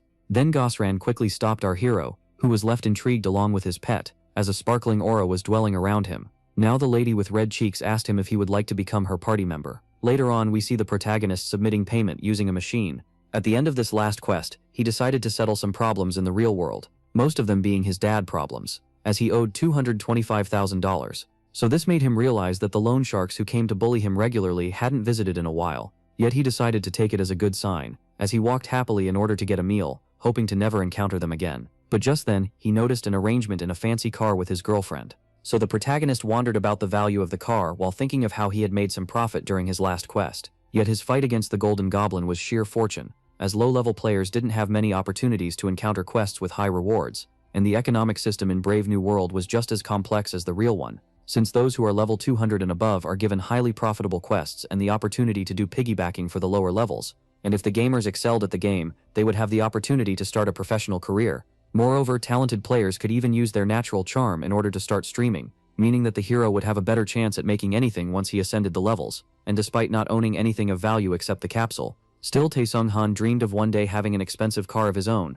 as well as a big penthouse, and the young man was also eager to find love in the arms of a beautiful lady, but just then he was knocked back to reality by his pet. So Sig Freed asked Gosran to tell him what she just said, as he had been distracted. Then, after hearing that she was looking for a buffer for her party, the hero realized that she had used Rune of Insight on him and assumed that he was a support, thus leaving the young man embarrassed, having assumed that he was the subject of her interest, and just as he was about to decline, yet Hamming accepted in his place. Now the owner began to scream at the pet, yet the pet didn't want to hear any of it, claiming that his obvious master didn't realize that the girl had a thing for him, and while they argued, the girl looked intrigued upon assuming that the hamster was the hero's pet. So he had no choice but to agree with the hamster, as he had to reveal his skills at some point, so he asked if he could just cast needs from the back. Then Gosran affirmed that this wouldn't be a problem, seeing how they had dealers for the front line, so she gave him puppy eyes as she asked him if he would accept her offer. Meanwhile, a sneaky smile appeared on the hamster, upon seeing the speechless reaction of his master, and with that being said, he accepted to join the elemental mage. Later that same day, in the far west of the ruins, now the hero began to think of his whereabouts, as the ruins were once a giant city that was completely annihilated by Python the lightning serpent 3 decades ago. Even despite the death of the monster, its power contaminated the earth, thereby making the ground a natural spawn point for light attribute monsters. Reading this made the hero realize why monsters here had light powers, while one of the party members asked the elemental mage a question that matter regarded the hero, as the man doubted his capacities, seeing how low his level was, but she affirmed that it shouldn't matter, seeing how he would be their support while they are on the front line, before stating that she would help in case of emergency. So the man began to wonder if the elemental mage's kindness wasn't making her too naive, before claiming that he was uncertain about the efficiency of a debuffer. And Gosran explained that she couldn't find any of the regular support classes, before stating that they should work as hard as possible regardless. Suddenly the mage noticed something odd, so she quickly lowered the head of her companion in order for both of them to evade a powerful attack. Then Sig Freed realized that they were now in front of the monsters infected by the python, upon laying his eyes upon them, as they were none other than laserlings, which were level 35 spirits with light powers who always attack in packs. With that being said, the party leader asked her teammates to brace themselves for combat, before stating that she and Itz would fight in the center, while the tanker parries the monster in the front. She then turned to the protagonist, and asked him to cast spells from the back. With that being said, the spirit lizards began their attack. Now a fierce battle broke down between monster and human. Then the swordsman used his weapon in order to deliver a powerful slash, but the party member asked him not to rely on his tankiness, and to avoid damage, yet the man affirmed that he was unharmed, before claiming that they didn't have anyone on the team that could heal their wounds or enhance their abilities. So the man claimed that debuffs were useless against these small monsters, making him irritated by the presence of the hero who would get a share of the rewards. Yet just as he began to claim that they should move on to a bigger target, many dots appeared on him. The man was just baffled as he noticed something coming his way. Still, it was too late to intervene as he had already been struck from all directions. And just like that, the man suffered great damage, ultimately leading to his fall. Then his party member couldn't believe her eyes, as they all found themselves surrounded by countless laserlings. Now the girl affirmed that the lizard pack was too big, and while Gosran urged them to retreat, it was useless as they had nowhere to go. So the elemental mage began to think that she should have been more worried, as the number of enemies suddenly increased, and so she decided to give her 3 returning scrolls to her 3 remaining teammates while she fights off the monsters alone. Yet to her shock, the support came to the front line, claiming that those tickets would be useless. Then Gosran was left shocked upon seeing that the hero had seen through her plan, as he called her out for not using such an expensive item on herself alone. The protagonist affirmed that he uncovered the elemental mage, as such sacrifice would be expected from such a kind person, and he then claimed that people would try to abuse her kindness one day, before asking her to use the scroll for her own sake. leaving her concerned about him, but Taesung Han affirmed that there was no need to escape, seeing how it wasn't dangerous at all. Just then, all were left shocked. A zone of mortality and zone of frailty had been activated, engulfing the entire battlefield. So the protagonist then affirmed that with his skills now in action, they could freely wipe out the pack of laserlings. And just like that, the party of 4 began once again to fight back. Then adrenaline filled the veins of one of the adventurers, who quickly charged at the enemy, and began eliminating the lizards one slash at a time. He was delighted by how fragile his opponents had become. With that being said, the hero warned that despite the efficiency of his skills, the lizards still have the same stats, meaning that they should be wary in order to avoid death. Now Sig Freed was blown away by how little challenging the situation was, seeing how he was gaining EXP just by casting nothing spells, making him assume that he should become a specialized debuffer. Well, just then, someone warned him of an incoming attack, and the elemental mage came at the last moment in order to shield our hero, before quickly checking up on him, as he expressed his gratitude toward her for this quick save. Then upon recalling her quick moves to save the other party member, the hero realized that she had excellent reflexes worthy of archer and rogue type jobs. This also made him realize that she is wasting her potential by gaming as an elemental mage. And a little while later, a level up occurred. So all were left amazed, seeing how everyone had at least ascended a single level, to the point where others might assume that they were hacking. Then someone asked the adventurers if they enjoyed the city experience. Now Sig Freed explained how joyful it was to see them happy with his skills, that they had been doubting a little while earlier. Yet the one who was uncertain of his efficiency claimed that he had faith in him from the start, while the girl explained that he was much more useful than other supports. So Taesung Han realized why debuffers always abused their positions, seeing how the man was trying to defend him in order to make his boots. Then the lady explained that she had never encountered a class specialized in nerfing, ultimately startling our hero upon asking if this was a hidden class. So he decided to lie, claiming that if it was a hidden class he would have enrolled in a major league and let them farm his EXP. Yet when asked about the rank of his class, he claimed that it was a unique one that is only good for debuffs. This made the man assume that it must be a new feature added by the developers. Despite classes being categorized in 4 ranks, one would stay hidden on the change of the secondary one. Thus Taesung Han decided to always keep an eye open, thinking that it was a mistake to reveal his powers in order to protect the secret of his class. But just then he was approached by the elemental mage, who quickly offered him all the rewards they got, which were low-grade crystallized lights that are the remains of the python's power, and he tried to argue that this reward was too big, so she explained how they always give the treasures to the support, before thanking him for making the run easy. With that being said, he decided to accept, when suddenly the elemental mage grabbed him by the hand. Then she asked him with an innocent expression if he would stay a member of their party a little longer, and so he claimed that he would stay with them, as it would be a bother to find new teammates for each raid. This left the rest of the party overjoyed, as the talented debuffer was now a part of their party. Now Sig Freed expressed how happy he was to have a normal gaming life, while the hamster called him out for only accepting for the sake of the girl. 7 days had passed since our hero joined the party, who just finished its business in front of the Intervention Hotel of Sohoka, even despite not encountering any major quests like the affair of the Golden Goblin. Still, the protagonist had his small victories, like adding new support skills to his arsenal. Then the pet asked the master if he was going to do the same ritual before logging off, so he confirmed, claiming that he must use his skill to the fullest. And the first step was to gather the crystals he had acquired on his last mission, before resorting to his new skill, Absorb Attributes, which allowed him to ingest the stones and gain 0.36 light attribute resistance, as well as 0.36 light energy. So Absorb Attributes, which was unlocked at level 35, allowed our hero to absorb attributes to increase his defense against them, create the skill after consuming enough. This skill also allowed the user to define his other powers using the attribute energy. Even so, the hero didn't know how much energy he needed, meaning that he didn't know when he would be able to upgrade his powers. And Sig Freed also planned to quit the party, as he would unlock Flying Spur upon reaching level 45. Thus he would announce to the others that he would leave the next day upon reaching the desired level. But just then, he remembered the tender tone that the elemental mage used in order to ask him to remain by her side. This made him blush, and so he decided to make up his mind the next day. Now a new day had dawned on BNW. Then Taesung Han opened the door and apologized for being late. But just then he quickly noticed that many adventurers were present, so he asked the pet if anything had happened while he was offline, but the hamster was just as clueless. Just then, one of the adventurers recognized our hero as the debuff master. With that, all rushed at him, with each player begging him to party up with them. So just like that, the hero found himself drowning in a pool of annoying offers, when suddenly, a savior grabbed his hand, which was none other than the elemental mage, who used her wind powers in order to make her way through the crowd.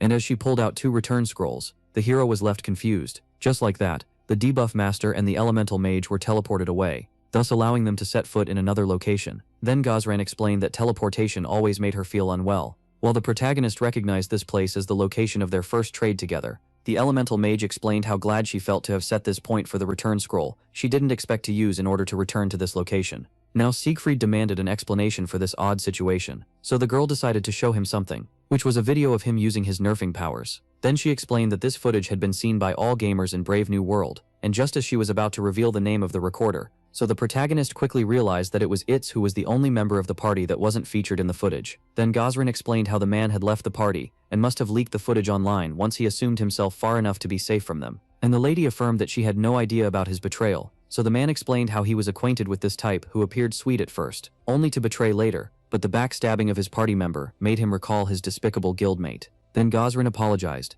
blaming herself for insisting on the hero to stay with them, yet the hero affirmed that she wasn't to blame. Now the young man expressed his gratefulness towards their pulling him out of the crowd, and when asked about his plans he claimed that he needed to move quick so he will reach level 45 before leaving, after some great hesitation. Then the girl decided to gather her courage, before deciding to speak to the young man, as she had a proposition. Now Gosrin asked him with a small blush on her face if he would like to team up with just her. Shortly after, the girl pointed out to the young man how the zone wasn't swarming with monsters like their first time, claiming that it was due to the efforts of their party, and particularly their unique support. Yet our protagonist felt uncomfortable, as he had never expected to run a two-man with her, assuming that he should have declined the offer. Yet even so, he found himself unable to refuse upon seeing her angelic smile. And with that being said, the hamster recalled its own words, leaving our hero intrigued, while stating once again that the girl was interested in him. This greatly angered Taesung Han, as the hamster was showing arrogance, so it explained how its master was an idiot when it came to girls. Then Ham informed the protagonist that he is on the brink of getting his first skill, and reminded him that Hammond evolves along with him, and unlocks skills as he gets stronger. But just as he was about to check it,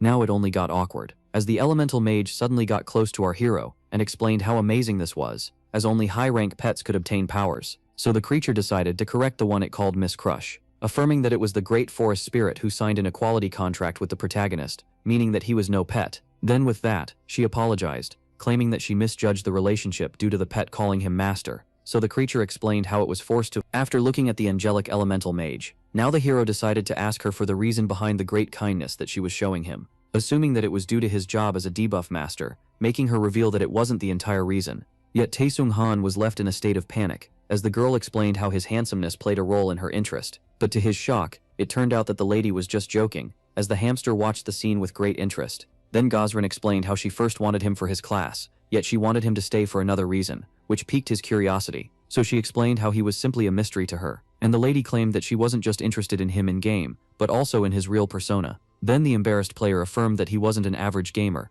yet she affirmed that he was kind at heart, judging by the actions he showcased during their short stay together. According to her, the support didn't just assist the team with his skills, as he also made sure of their position and the state of their gear and inventory regarding potions. Now the lady claimed that she had never encountered such a considerate support, but in reality, these were just old habits from the time he was master of a guild. And with that being said, the elemental mage revealed that those qualities made her intrigued about the real Siegfried hiding behind his character. Yet the protagonist affirmed that he wasn't interesting outside of the game, when suddenly a crack formed itself on the ground, and the three of them found themselves suddenly falling into it. Both of them couldn't understand what was happening, as they were buried alive out of the blue. Then the system informed the protagonist that he was now unconscious, and that he would wake up after 5 seconds. Shortly after, the hero opened his eyes, startled. Now Taesung Han, who realized that he had lost consciousness, began to wonder the reason behind the ground opening as such, when suddenly someone came in to check on him, which was none other than his party member, and his spirit animal. And the protagonist quickly noticed that the elemental mage had an injured shoulder,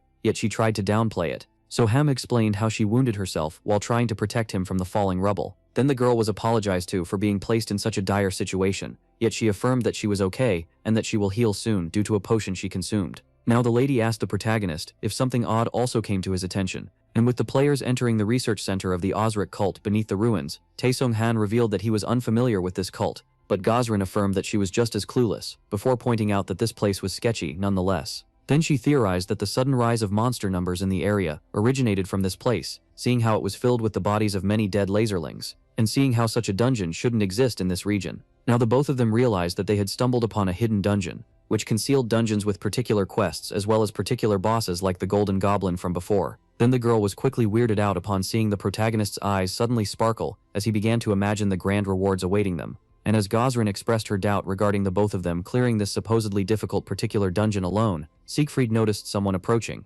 Now an injured man entered the room, before suddenly collapsing on the ground.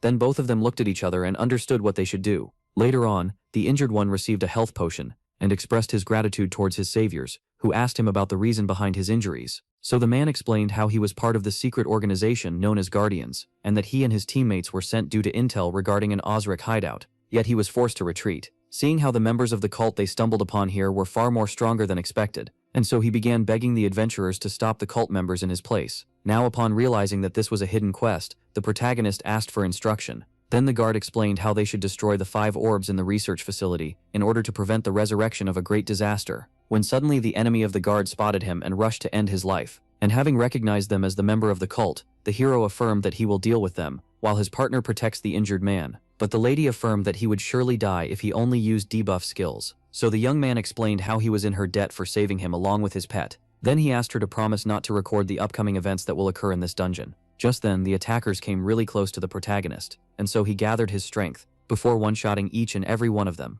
Then Sig Freed affirmed that if the girl doesn't record his actions, he will surely conquer the dungeon. Now the henchman had been slapped into the wall, and you could quickly recognize the man as an adventurer from his outfit. Yet the protagonist affirmed that he only wanted to know the location of the lab, claiming that he won't kill the believer if he reveals to him what he wants to know, only for him to affirm that those of his cult are not afraid of death. Then the man claimed that the protagonist would suffer a great punishment for trying to steal from their lab. Now Sig Freed affirmed that he was done being nice, yet in a scaredy tone, the man affirmed that he wasn't afraid of torture. But the protagonist explained that he only wanted to exercise a little, claiming that he grew sore from an entire week without fighting. Then Taesung Han took a menacing tone, stating that he was eager to see if the man would stay loyal to the cult, as he was dying to bash in some skulls. And with that being said, the goon gave precise direction towards the laboratory, earning him a hit in the head for being a coward. Just like that, the location of the lab had been acquired. Then from the interested look on the lady's face, he realized that she was curious about him concealing his true strength, and so he asked her to wait after this quest, in order for him to reveal everything to her. Now Gosran accepted to show some patience,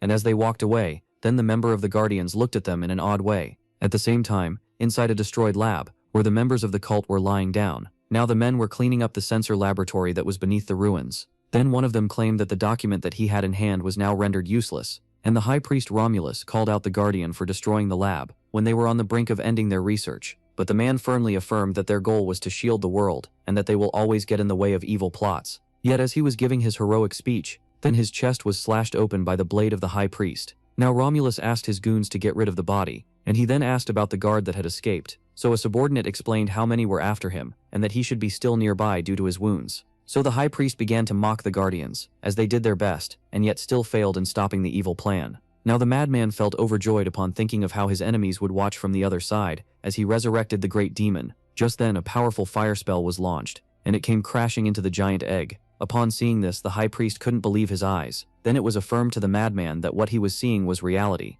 So Sig Freed then praised the elemental mage for her great accuracy, but the priest assumed that he had stumbled upon more guardians. Yet the hero affirmed in a mocking tone that it wasn't the case, while Romulus realized that all his henchmen outside had been defeated. With that being said, the High Priest ordered the scientists to immediately begin the ritual of resurrection, and so the switch was pulled. Then the ritual began. Massive amounts of energies were delivered. Now the quest was to destroy all 5 orbs in under 5 minutes, in order to prevent the resurrection of the great monster. So Sig Freed claimed that he will handle the henchmen, while asking his partner to eliminate the orbs. But this left Gosran worried about him, and he affirmed that he will be fine, as there weren't many enemies. Now the protagonist then began to think to himself of how the High Priest might pose a bit of a challenge, and so he charged up ahead, urging the girl to complete the quest. Then Romulus ordered his followers to kill the hero at once, and so the both of them closed the distance in the blink of an eye, ready to take our protagonist down. With that being said, the debuff master blocked the halberd of the first, and he dodged the sword of the second. Then the protagonist slammed his elbow into the face of the first henchman,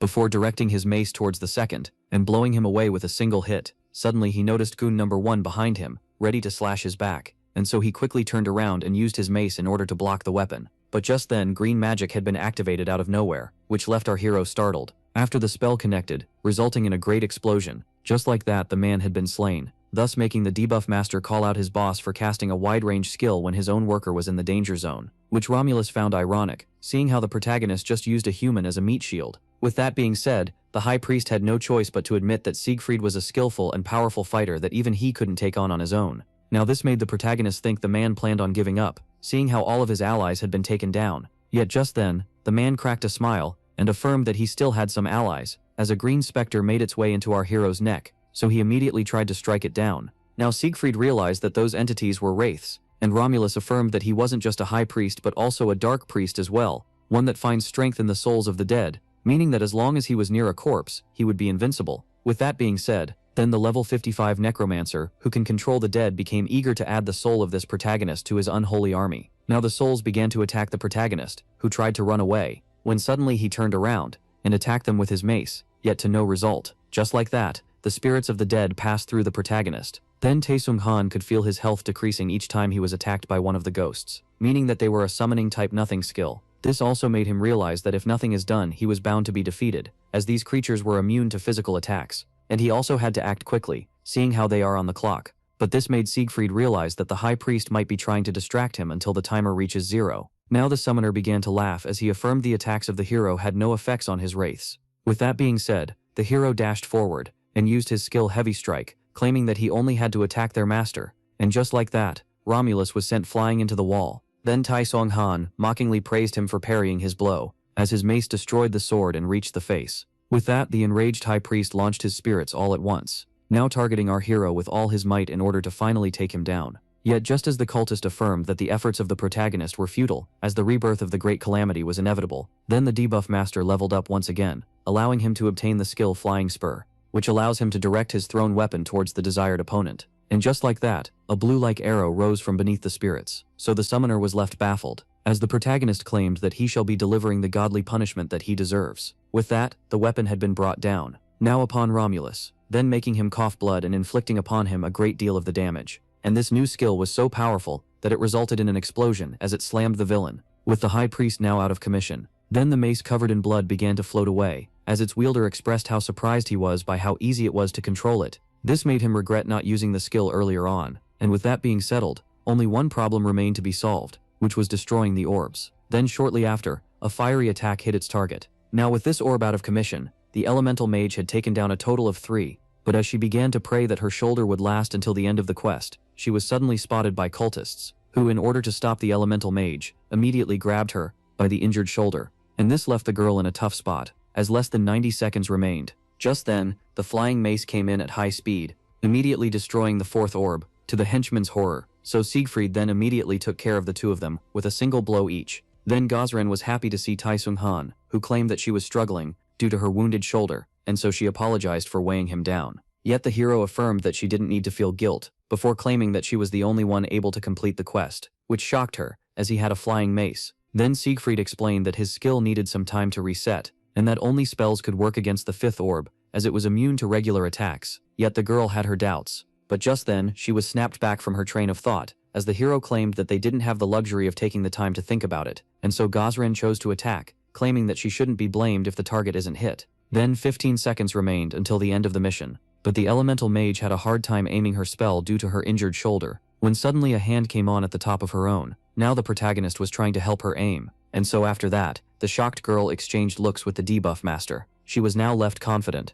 as she unleashed her fire spell. Then only 1 second remained, as the attack was about to hit the orb, when suddenly the High Priest threw himself in its way, now shielding the last orb using his body. Then both of them were left shocked by what they'd seen, and in the end, Romulus asked the creature to rain its disasters on the entire world. Just like that, the party of 2 failed to destroy all of the orbs in time, meaning that its arrival was now near and inevitable. With that being said, the egg began to crack as great light energy came out of it. Seeing this made the hero regret not making sure of the High Priest's death earlier. But just then, the young one noticed that they were now in front of a giant white serpent, and with that, the party of 2 were inflicted with the hidden quest that consisted of taking down the reincarnated python, the lightning serpent. The monster was enormous and filled with light energy. Its presence and roar were enough to overwhelm the humans. Now Sig Freed just realized how crazy the cultists really were, seeing how they had reincarnated the disaster's lightning serpent. But just then, he noticed that it isn't as big as expected. For the python is rumored to be as big as a mountain, according to the old myths. Only this one, despite having a colossal size, was much smaller than that. And this monster of an unknown race was the reincarnation of the great serpent that destroyed Sohoka 30 years ago. Wasn't level 500 like the first one, but level 70. Then the elemental mage assumed that since they had destroyed 4 orbs, it wasn't able to gain its full strength. But even so, its power was still terrifying, meaning that they should run. So very well the hero wanted to face it, as he claimed that it was a rare chance, and affirmed that he will save her a part of the rewards that he will get alone if she flees. But to his shock, the girl began to chug a potion. Then she gave him a bottle of the same low-grade light attribute resistance potion, claiming that it was the best she could do. Now the hero was intrigued by her actions, so the elemental mage explained that they should face it like he said, as this would be a unique experience, and the girl then affirmed that she will protect the young man, claiming that they should see this fight to the end. So the protagonist accepted her help, but warned her that he wouldn't be to blame if she is slain by the great serpent. With that being said, the giant reptile charged at our hero, who escaped at the last moment as he kept on consuming his potion. Then the young man turned around, and as his resistance to light power had been increased, he warned his partner to keep an eye open for the giant, quick monster. With that being said, the giant monster redirected itself, before trying to attack the protagonist once again, only for him to escape. Then he jumped from the top of a pillar in order to gain the high ground. So the debuff master decided to see how powerful the monster truly is, by placing it in the zone of mortality that decreases its overall defense. And Sig Freed then imbued his mace with the heavy strike skill, before proceeding to deal 3 successive blows to the giant reptile. But the monster was quick to counterattack, as it swung its giant tail and almost hit our hero, who escaped by jumping into the air at the last second. Yet while in the air, he was left startled, for according to the system, the great calamity was about to unleash its chargeable breath with him being right in front of it. So the elemental mage had no choice but to intervene, as she struck the monster's jaw with a fire spell just as it unleashed its chargeable breath, which caused the giant reptile to miss-aim and miss our hero by a hair. Just like that, the protagonist was spared annihilation by the powerful attack of the white serpent. Then, as he fell to the ground, his partner quickly came to check on him, and Tae Song Han explained that he had escaped the skill but simply hit his head while falling, leaving the girl worried about him. Now, upon laying his eyes on the destruction, the protagonist realized that the incomplete monster was still a hidden boss with great offensive power. Then Gosran theorized that they should slay the python before its breath resets, as another attack like this one will certainly cause the building to fall. Yet the giant reptile decided to not make their task any easier by activating electric barrier around itself, which was a skill that increases its resistance by 200, and that would stun anyone who comes in contact with the barrier. Upon seeing how the monster was putting all of its mana into destructive attacks, and then fleeing into its shield in order to recharge its strength, the hero couldn't help but find it cowardly due to its gigantic size, as his partner asked him about their next action, as magic was pointless and physical attacks were dangerous. But Sig Freed affirmed that there existed a solution, and so he deployed his zone of frailty that targets endurance and mana, claiming that it was time for his nerfing skills to shine. Now that it was in the nerfing domain, the python felt alerted. Then the great agony inflicted by the zone of frailty made it go into a bloodlusted rage as it destroyed its shield in the process. Yet the debuff master knew that despite the monster having reinforced its defense, it would still feel pain due to the fixed damage of his skill, and Sig Freed noticed that due to the forced cancellation of electric barrier, the monster didn't restore enough magic power, and with its health bar being almost empty, so the protagonist realized that victory was at hand as he charged ahead.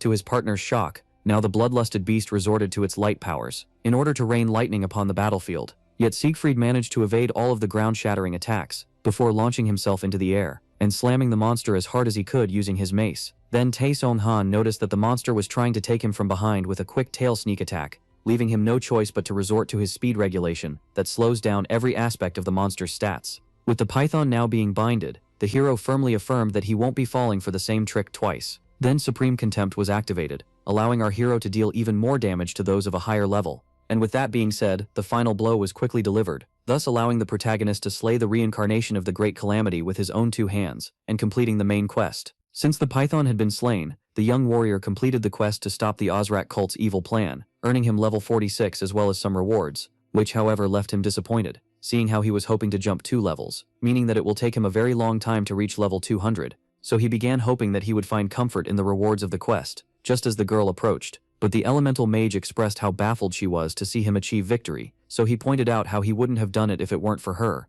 In truth, the sorceress knew that this wasn't the case, as the boy could have completed the quest all by himself. Still, she also knew that her level 45 companion was astonishing, as despite having weakened the monster, it would take a party of level 70 to slay a python. Then the hero snapped her back to reality, and Gosran explained that she had spaced out and that they should go check the rewards, but the boy affirmed that they had to take care of an urgent matter first, which startled the lady who assumed he had more hidden abilities. Yet to her surprise, the protagonist demanded rubber gloves, so the annoyed Sig Freed explained how they should dissect the monster in order to get the rewards, which Gosran recognized as an urgent matter. Hence the pair looted different parts of the python, such as his blood, his scales, his flesh, and bones, along with his fangs, making the elemental mage point out how great giant bosses were, as they provided many rewards. But she quickly realized that her ally wasn't pleased by the treasure, upon seeing him complain, and Sig Freed was left disappointed upon receiving a standard reward from a heading dungeon boss. Just one item caught his eye, which was the monster's core, a consumable type item that contains a great amount of light energy, and upon seeing that either he or his ally would have the privilege of taking it, then he politely pointed out to the elemental mage how he was the one who had mostly contributed to the defeat of the python.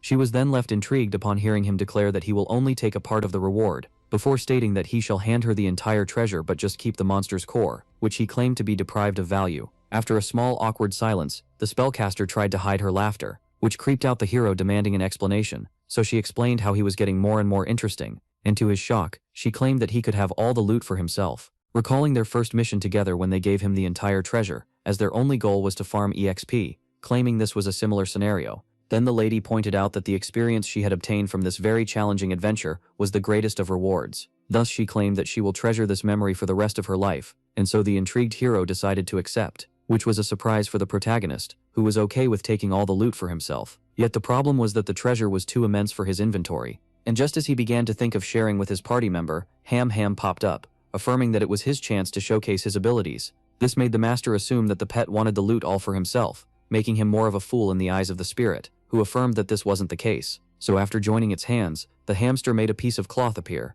While Sig Freed remained watching unimpressed, the great spirit proudly presented his new skill, known as Infinity Bundle. Then suddenly, the hamster was snatched, by none other than his master, who pointed out how repulsing his new skill looked. But just then, the protagonist noticed something rather intriguing, as the piece of cloth revealed a starry night sky. This was the effect of Hamsum's skill, Infinity Bundle made from the elemental world of nothingness, giving infinite storage that it can carry and resort to. Upon seeing this, the master was left baffled, for Heavenly Bundle was a heavenly solution to the major problem of limited storage that annoyed every player. Thus the hero began to praise Ham, only for it to recall how the young man was mocking him earlier, so he proposed to make it up by offering him all the treats he desires. And then a serious presence approached the party of two, pointing out how surprised he was by their achievement, leaving both debuff master and elemental mage startled. And so Sig Freed, who couldn't detect the one in front of him, immediately pulled out his weapon and demanded him to introduce himself. But the man began to approach them, pointing out that he was not here to cause any harm. Yet upon seeing his face, the hero was left shocked, though he quickly calmed himself, upon realizing this was the wounded guard they had rescued earlier on. Then the guard bursted out in laughter, upon realizing that his great entrance was ruined by forgetting to revert to his original form. With that, the man pointed out that he was pleased to meet the debuff master. However, he soon corrected himself, and called the protagonist by his real-life name. So the hero charged at the stranger, and asked him once again about his identity. So he introduced himself as Wu Jingchon, which should be revealed by the system. Yet the protagonist grew more and more angry, as this wasn't what he was asking for, making Wu Jingchon point out how he was acting hastily. Then the shapeshifter decided to remind the boy of the only reason behind the system not unveiling his name to him, as he unleashed a powerful aura that pushed the debuff master back. Just then he remembered that players like the shapeshifter could hide their identity from anyone who was of a lower level. So with that being said, Tianxing Han asked the overleveled one the reason behind approaching him with a fake name and face, since it was pointless to showcase such abilities in front of an underleveled player like him, and so Wu Jinchan apologized, stating that his own acts were too hastened. Then the shapeshifter pointed out that he only did it due to the intrigue sparked towards our hero, who claims to be an average low-level player. Yet Wu Jinchan affirmed that he was an extraordinary individual, as he was none other than the sole student of Master Deus. Then the shapeshifter affirmed that the hero shouldn't lie, leaving him totally baffled, seeing how he was uncovered. Still, Wu Jinchan quickly assured the lad by saying that he was the only one who was aware of his secret, and that he will call him later, before claiming that the hero should come to Sinsadong if he wishes to uncover more. With that, the shapeshifter looked at the elemental mage and apologized for ruining the atmosphere, though she didn't respond and kept a silent blank face. Hence, Wu Jinchan practiced a smile, before going on his way and wishing both of them a good date, leaving the protagonist in great fury. Then frustration began to build upon thinking of how he was now under the eyes of a powerful player, and frustration soon became anxiety, as the debuff master couldn't fully trust the man's word, implying that he was the only one aware of his secret. Thus this opened up the possibility of him being under the eyes of Genesis, and just as he was about to completely succumb to panic, thinking that his demise was near, he was suddenly slapped by his party member, leaving him utterly intrigued by the elemental mage, who pointed out that she had no idea about his situation. So Ghostran then affirmed that she didn't pay any mind to the shapeshifter's words, and that she hadn't filmed him or taken pictures of him. Then she reassured the protagonist by gently claiming that his worst fear shall not come to life, and Ham decided to butt in, reassuring his master by claiming that if the worst happens, he will be here to help.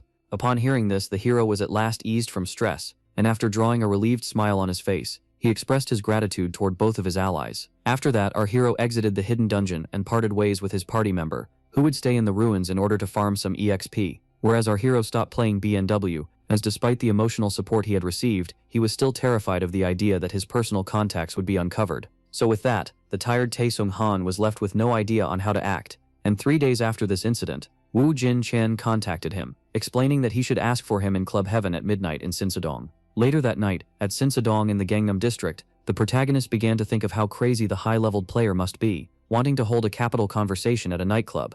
Thus the hero realized that it had been a long time since he was out that late, as while others attended parties he was stuck gaming. Then Taesung-han arrived at the location chosen by the higher-level player. The young man was a little worried, thinking that the doorman might drive him away, as he hadn't been in a nightclub before. And his fear soon came true, as he was prohibited access due to his poor outfit. So Taesung-han tried to stay positive and explained that he was here to meet up with someone, and that he would be quick about it. Yet this only left the doorman even more annoyed. Then a man passing by pointed out how it was his first time seeing a sweatshirt in heaven, making the one with him mention how the hero could hear them. Though the young one affirmed that he didn't care, as he raised his middle finger and mockingly shooed the protagonist away. But just as rage began to build up, the young adventurer was approached by an acquaintance, which turned out to be none other than the over-leveled player himself, who quickly called out the lad for his poor outfit, assuming that it was the best he could do. Then the man apologized to Chin, stating that he was unaware that the hero was here to meet him, so he pointed out how his friend had never been to a club before, and even added that he would have beaten him up if he were in his place, leaving the youth annoyed. So the one who mocked the protagonist was left shocked, as he had been unaware that the one flipping him off was acquainted with Wu Jin-chen, and from a single glance of the famous young man, the bully realized that they had just been permanently banished from Sinsadong. Meanwhile, loud music was blasting, and everyone was having a great time dancing and partying in Heaven Club, yet silence reigned over the VIP room. So Wu Jin-chen offered the hero some Harment and Dom Perignon, or anything other than champagne, though the low-level player affirmed that he was unfamiliar with these drinks and that he wasn't here for them, which made the shapeshifter jokingly claim that the young one was there for the dance floor, leaving him quite annoyed as he urged him to cut straight to the chase. Then Wu Jin-chen apologized for playfully making fun of him, as Taesung-han demanded he introduce himself and state the reason behind their meeting. Thus the over-leveled one accepted, stating that it was only natural to give the hero what he wanted, seeing how he had ruined his date, and so he explained how he was a guardian, and that the face he took during their first meeting belonged to a colleague who perished while escaping the lab. After the hero pointed out how Wu Jin-chen had masked himself with the identity of a dead guardian, the young one affirmed that what he did was unforgivable. Still, the shapeshifter affirmed he had no remorse, as his actions led to their meeting, making Taesung assume that it was due to him being Deus's student. Then Wu Jin-chen affirmed that he also wanted to measure the strength of another hidden class, and upon processing the information, the hero was left baffled, as the over-leveled one also possessed a job of similar rank. With that, the protagonist assumed that the one who had exceeded his expectations used his hidden class to find out about him. However, Wu Jin-chen affirmed that this wasn't the case, and that he just used money to reach his private information, which caught our baffled protagonist. So the young one then affirmed that he won't reveal his info to anyone, as he was the only one aware of them, and that he only got them due to his power in real life. While Taesung-han listened, the over-leveled one claimed that he was scared of Genesis, as he affirmed that they weren't aware of him and Deus. Thus the debuff master asked the shapeshifter about his class, seeing how he knew everything about him, but Wu Jin-chen explained that he still was too weak to know, leaving our hero even more irritated, as the rich one explained that he wanted him to gain in strength, in order to reveal everything to him, the one who will be worthy of being called student of Deus. Then later on the great forest spirit greeted his master after a long time, so Taesung-han asked his pet if he had caused any trouble during his absence, which she affirmed that he didn't, seeing how he wasn't like him, and the servant then asked the man if he had settled his matter in the real world, yet he couldn't give a proper response, as the shapeshifter left without giving him any trivial information, making him wonder about his ulterior motives. And just as he began to wonder about the real purpose of the over-leveled one, the spirit asked him for the reason behind his presence here, since this place seemed so indecent for someone as simple as him, and just as the protagonist was about to answer the pet, it claimed that he had flashy desires, which she quickly denied, stating that this place was more than it seemed. For Dondagri, which is known as the City of Pleasures, offered every gambling and adult service in BNW, yet the debuff master was only here for its black market. So Taesung-han affirmed that they were only doing a quick stop, as he only wanted to buy and sell gear on the black market, leaving the spirit disappointed. But just then, the debuff master noticed 2 men in uniforms, which he quickly recognized as the Genesis Guild, and the young man realized that the 2 of them were abusing the power of their guild in order to harass a man passing by, which was their typical behavior. Though our hero deeply wanted to confront them, he quickly ditched the idea, and as Ham was treating him as a coward, the player explained that it was better to avoid a fight than engage in it. So the protagonist affirmed that he would take them down another day, and that they should focus on their business for the time being. Meanwhile, the Genesis bully explained to the old one how they had heard about his great loot, and how they only wanted to take a peek, but upon being met with silence, he grew annoyed. Then his friend stated that the old man must be concealing his power, seeing how the Rune of Insight didn't reveal anything about him, yet he found it ridiculous. But the bully affirmed that his friend was always annoying Chulugi due to his cowardice, as despite the old man being overleveled, any problem of their own would be considered a problem of the guild. Then the bully pointed out how the ones passing by wouldn't even dare to intervene, as their power was absolute, before poking the old man, and claiming that his silence was due to the fact that he was terrified of them, when suddenly he was brutally punched in the face, by none other than the protagonist, who sent him flying. So Taesung Han affirmed that they should stop mocking others, before angrily claiming that they didn't strike fear in anyone. Then his friend tried to butt in, stating that they were from the Genesis Guild, which only pissed off our hero more, stating that it was an additional reason for taking them down. And the protagonist then affirmed that these two were worthless without Genesis, making Ham Ham tease him for not escaping the fight, as he said he would. Thus Taesung Han affirmed that he let go of his emotions due to the hamster instigating him, so it claimed that it only wanted to help him by letting him express his anger. Then the needle turned to the old man and asked him not to worry about the Genesis Guild, yet upon being met with silence he assumed that he was really mute, but Ham Ham asked if he wasn't worried about the giant Genesis Guild targeting him, yet he affirmed that they were fine, as they were too ashamed to report him. With that being said, the satisfied hero decided to trade his gear and resume his way. So with that, the silent old man was left interested in him. Then shortly after, at the local intervention hotel, our hero entered the private training lounge, and the amazed hamster immediately pointed out how immense this place was, despite seeming small from the outside. So the hero explained how this was a location for adventurers to sharpen their skills and refine their gear, despite being pricey. With that being said, it was now time for the great forest spirit to act, as he immediately jumped off his master's shoulder, before quickly deploying his infinite bundle. Then the debuff master called him out for taking out this piece of cloth so flashily, so he claimed that he should let him, seeing how this was his only skill. Yet Hamhwam was intrigued, as his master had bought many weapons when his main was a blunt one, so he stated that it wasn't, as he only used them for their convenience. Now came the time to pick a main weapon, as the system urged him to do it, as he drew near to level 50, out of the 5 types allowed to his hidden class.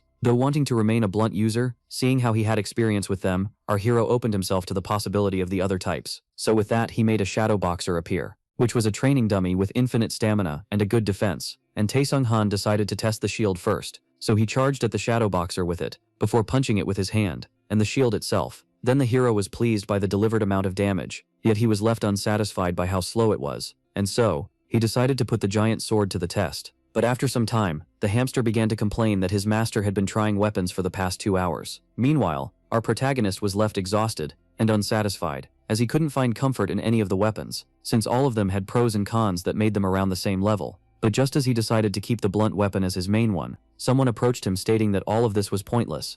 So the debuff master recognized him as the one he saved from Genesis earlier. Then he quickly assumed that the shapeshifter was the one who allowed him to access this expensive training space, and so he asked the old man if he was a guardian or someone sent by Woojing Chair. But the old one demanded to know the reason behind the young man rescuing him, despite knowing that he wouldn't gain anything from it. Still, Taesung Han stated that he should be answered first, but was quickly left shocked by the old man screaming for an answer. After a small silence, the protagonist claimed that he didn't do it out of pity, and that the old man reminded him of his past powerless self, in front of those with power. Then the young fighter affirmed that he now wanted to face the past, which was then quickly followed by intrigue from the old one, who was left satisfied by this simple explanation. So he unveiled himself as Shakurio, a level 354 NPC well known as the Weapon Meister from Stellar 5, claiming that he shall make the debuff master even stronger, for Shakurio was a master warrior, and part of Stellar 5 just like Wethel Goose, and the old man earned his title of Weapon Meister for having mastered 18 weapons. Then Taesung Han quickly realized that the straw hat the man was wearing was hiding his famous identity from Rune of Insight. Now our hero was left overexcited, seeing how 2 of the Stellar 5 were trying to make him their disciple. Even so, he had to decline the offer. Just as he was about to do it, the old man pointed out how it was only natural for a talented one like him to already have a master, before offering to lend a helping hand to the protagonist in picking his weapon, as teaching wasn't always between master and student. And Shakuro then pointed out that he only wanted to help him, not make him his disciple, which left the young one amazed by the silver tongue on the Weapon Meister, before realizing that he was speaking the truth. Since Taesung Han knew that Deus, if asked to help, would surely claim that he himself was the weapon, and that regulars like a student were the ones needing it. And so the hero assumed that the member of Stellar 5 would guide him to his one true weapon, and upon hearing this, then the Weapon Meister pulled out something that left our hero shocked, as he explained how one weapon couldn't please a man. But Shakuro affirmed that from here on forth, the hero would be able to use all the weapons available to his class at will, since the item he had in hand was the mythic Megan Jord, a copy of the Belt of Balak, the war god from the creation myth, who had many special abilities, and the items in the game were reported into 8 ranks, ranging from normal to world, that players were unsure of its existence, thus making the one before him mythic, the highest rank known to gamers. Yet the hero couldn't believe that he was about to get such an item, but Shakiro explained that this wasn't the case, and once equipped, it would be forever his. So with that, the debuff master recalled how he was already the disciple of another. Even so, he decided to bow in respect to the man, seeing how he was his senior warrior, which amused the old man, as this hadn't been done by a non-disciple before. With that being said, then the hero tried to grab the belt while thanking the old man, only for him to miss each and every time. This left him quite angry, as the member of Stellar 5 compared him to a pet he used to have, and upon seeing how he was being bursted out at, Shakiro explained that there was a difference between using an item and surviving on it. After being snapped back to reality by realizing that mythical weapons had prices, the hero was asked to follow the old man. Later on we see a warrior knocking down another, and the commentator was left excited. This was the battling coliseum of Dondegri, making the protagonist realize that the old man wanted him to become a gladiator. Then Shakiro explained that the coliseum was still a decent arena, making it ideal for facing many fighters. So the old man then explained that fighting humans and humanoids was much more efficient than fighting monsters when mastering a weapon. And despite agreeing with the logic of the weapon master, our hero still had his doubts, as the champion of the arena was a level 65 NPC that he could surely beat in no time. Still, the old man then gave our hero a gift that quickly unfolded and wrapped itself around him, leaving our hero and his hamster startled. Then Taesung Han quickly realized that this was just a revealing armor, making the old man point out how those were the best kind. So with that, the old man urged him to go to his match, before explaining how only basic attacks were allowed in the arena, and Taesung Han affirmed that he would take the promised belt upon defeating the level 65 NPC, leaving the old one amused by his confidence. Then, as he made his way to the arena, the hero began to think of how the old one underestimated him for sending him in with no skills and an alien weapon, for the protagonist had used many weapons during his war against the Genesis, and had acquired great stats for his level due to his rough training with Dois, which would surely render this trial of little challenge. With that being said, the excited hero decided to quickly beat the champion in order to put his hand on the mythical belt, while cheers filled the arena. Then the commentator decided to introduce the contestants, presenting our hero as Wimpy Man, which nickname left him utterly embarrassed, and so he quickly realized that the member of Stellar 5 was the one who gave it to him. Just then, a voice pointed out that the protagonist's vulnerable looks matched his name, and the humanoid asked him if he would like to be taken down in the blink of an eye, or slowly, with pain, as it was none other than the level 37 mimic NPC Maki, also known as the Slaughtering Scythe. Yet our hero, who far surpassed him, affirmed that he should be the one asking this question. With that being said, Maki quickly launched himself at our hero, but he quickly blocked him before asking about the blood of his race, wondering if the monster would show red when bleeding, or another color. But just as our hero was about to give the final strike, then the debuff armor scanned the mimic's stats, and upon being complete, proceeded with the nerve striking our hero with a great electric shock. As our hero fell to the ground, the commentator assumed that his opponent's attack was the reason behind it, though Taesung Han was left stunned, as the sudden feeling of electrocution couldn't have been the result of the Slaughtering Scythe's attack. But just then, he realized that this was the shocking effect of the debuff armor that pains its wearer while making him weaker than the opponent he faces, which left Maki very pleased, stating that his opponent got what he deserved, and so the insect decided to ask the human a question, which was the same one the human had asked him before, the only difference being that the humanoid was well aware of the human's blood color. But just as the monster was about to go for the final blow, then our hero managed to evade it at the last moment, though the monster affirmed that this was but mere fortune, stating that the young one wouldn't evade his next attack, and Taesung Han affirmed that he had many problems to solve, so he asked the monster to keep silence as he charged at him, only for the humanoid to block his strike, and affirm that it shall not be harmed by weak attacks such as these, as it blasted the protagonist away due to the effects of the armor. The annoyance of the young man overshadowed his agony, seeing how he became slow enough to be hit by the mimic, leaving him to wonder about the reason behind the famous NPC giving him this armor, as he surely meant more than to nerve him. With that being said, our hero decided to change his approach, then planted his foot deep in the ground, and stated that he would use the basics once again. So the hamster pointed out how his master was doing poorly today, seeing how he would normally evade such a level of attacks, making Shakiro assume that he was worried about him. Yet as the spirit pointed out how he wanted to see his master suffer in combat, the weapon meister realized that they had a complicated relationship, since according to the great warrior, the handicap that is the debuff armor was the best way for one to understand a weapon, meaning that the protagonist would have to dive deep into his weapon's nature upon being stripped of his great physique. Then Shakiro was eager to see how the one who was always an advantage would deal with the situation, now that he was on the other side of the blade. Just then, the man was left baffled as blood splattered all over the arena, as the debuff master had used his sword in order to cut off the left arm of the monster, and the mimic was left baffled, while it expressed its great pain with a terrifying scream. Yet while the humanoid was reorganizing, the human pointed out how the giant sword was much harder to master than expected. Then Taesung Han affirmed to the creature that he would soon cut off its other arm. With that being said, Maki became engulfed with a great rage, and it was then pointed out how the hero has now gained the upper hand by dismembering his opponent, and how the man this was annoying relentless attacks. But the old Friging master was so impressed that he forgot himself, upon seeing how the young man had mastered but the secrets of the giant sword in such a short time, as this devastating weapon failed to hit its target, because a slowing handicap to its wielder, and it was even harder for him as he was nerfed against a swift opponent. Yet the swordsman found the solution by using the great blade as a shield, and adjusting his position behind it in order to reveal the weak points of the mimic, although such technique wouldn't be acquired from the lessons of a teacher, but from innate instincts and the burning determination to win. Thus the weapon meister realized that the young man possessed the potential to one day surpass him. While McKee was annoyed by this technique, the upstart finally understood it all, because the old man must have done all of this in order to make him understand the true potential of the weapon. Indeed, he was certain that one detail escaped him, which was the fact that he was always on the losing side of the fights. Hence he developed an instinct of always using what's around him in order to achieve victory. Until just as the mantis was about to finish him off, he dodged at the last moment, leaving its claw stuck. Then, the debuff master began to recall his own words regarding how he will take the mimic's other arm, and just like that he slashed it off. Thus the slaughtering side let out one final scream of pain, before falling defeated on the ground, and just like that the commentator announced that the victor was Wimpy Man, which earned our hero the cheers of the crowd. Meanwhile, someone asked his henchman if the protagonist was the individual who beated them up, so the member of Genesis confirmed, and their boss asked them if the fight was truly one-sided. Although the bully tried to defend himself only to be kicked in the stomach, then his boss angrily began to beat him up, stating that he was always ashamed of them. But right then, the VIP member of the City of Pleasure Cholgi Choi, who belonged to the Genesis Guild, realized that he had seen the protagonist before, and so he asked about his name, which was revealed to be Sig Freed, since the boss said that he was acquainted with someone who looked like him, as the goon revealed that he was with the man that he saved before asking for a plan. Thus Cholgi Choi affirmed that they should just beat them up, both, yet the one wearing a red coat affirmed that this would be hard, seeing how the old man was none other than the weapon meister. So when asked if this was truly him, the red one confirmed, stating that he hid in the crowd,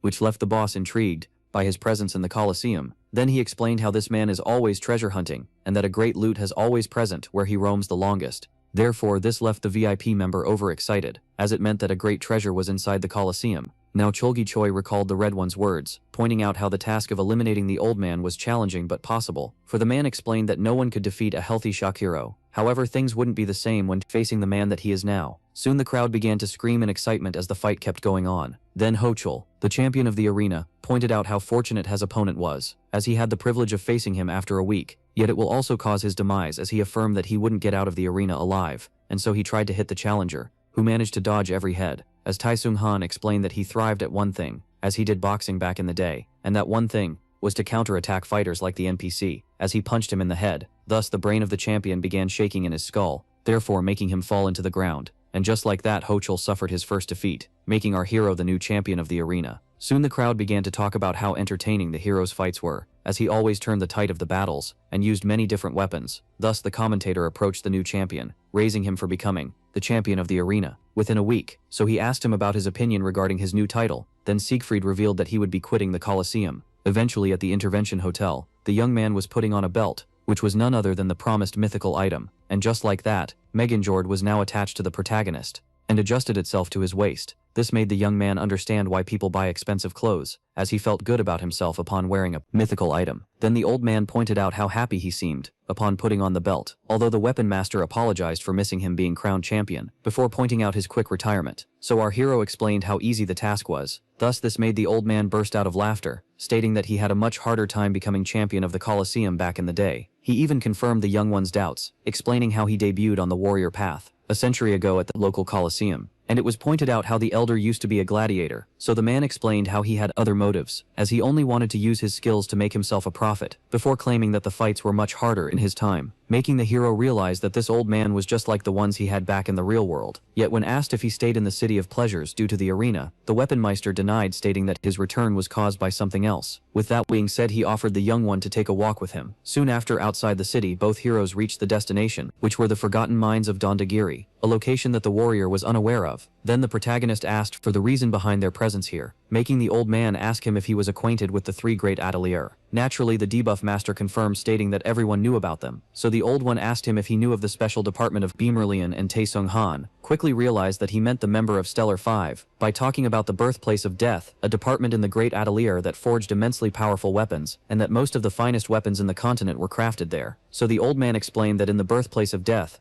One creator surpassed the rest, a blacksmith named Herbert, for Harvard a great obsession towards the weapons, to the point where he was rumored to have learned painting in order to paint the moment. His craftings takes lives, which surprised the youth Herbert, who created many dangerous weapons, went on a journey in order to give birth to his strongest and final creation, and Shakiro explained that a piece of the map leading to the masterpiece in question was buried in the Forgotten Mines. But according to his intel, the real map was split into 2 parts, and each sent to a different location, leaving the whereabouts of the other piece unknown. Thus Sig Freed realized that the old one must have remained in the black market of the Pleasure City in order to gather this intel. Then it was explained that this was in the same circumstances that they had met, making the younger one a little bit embarrassed as he had showcased his little power in front of him. Now the messenger of weaponry then explained that while our hero was fighting as a gladiator, he obtained intel regarding the location of the map and the mines. Just then the tunnel in front of them expanded. Upon seeing this, the younger one realized what that meant, as a monster's claw appeared from beneath the ground. Then with monsters beginning to spawn, both fighters were now in a dungeon, and so the veteran claimed that there were only a few monsters, yet the young one affirmed that they were many, and asked him why he didn't tell that they were going to a dungeon, since the challenger explained that he could only take one level 150 monster on his own, like the monster Chimera 0154, which was a cyborg created from different monsters. Still the old one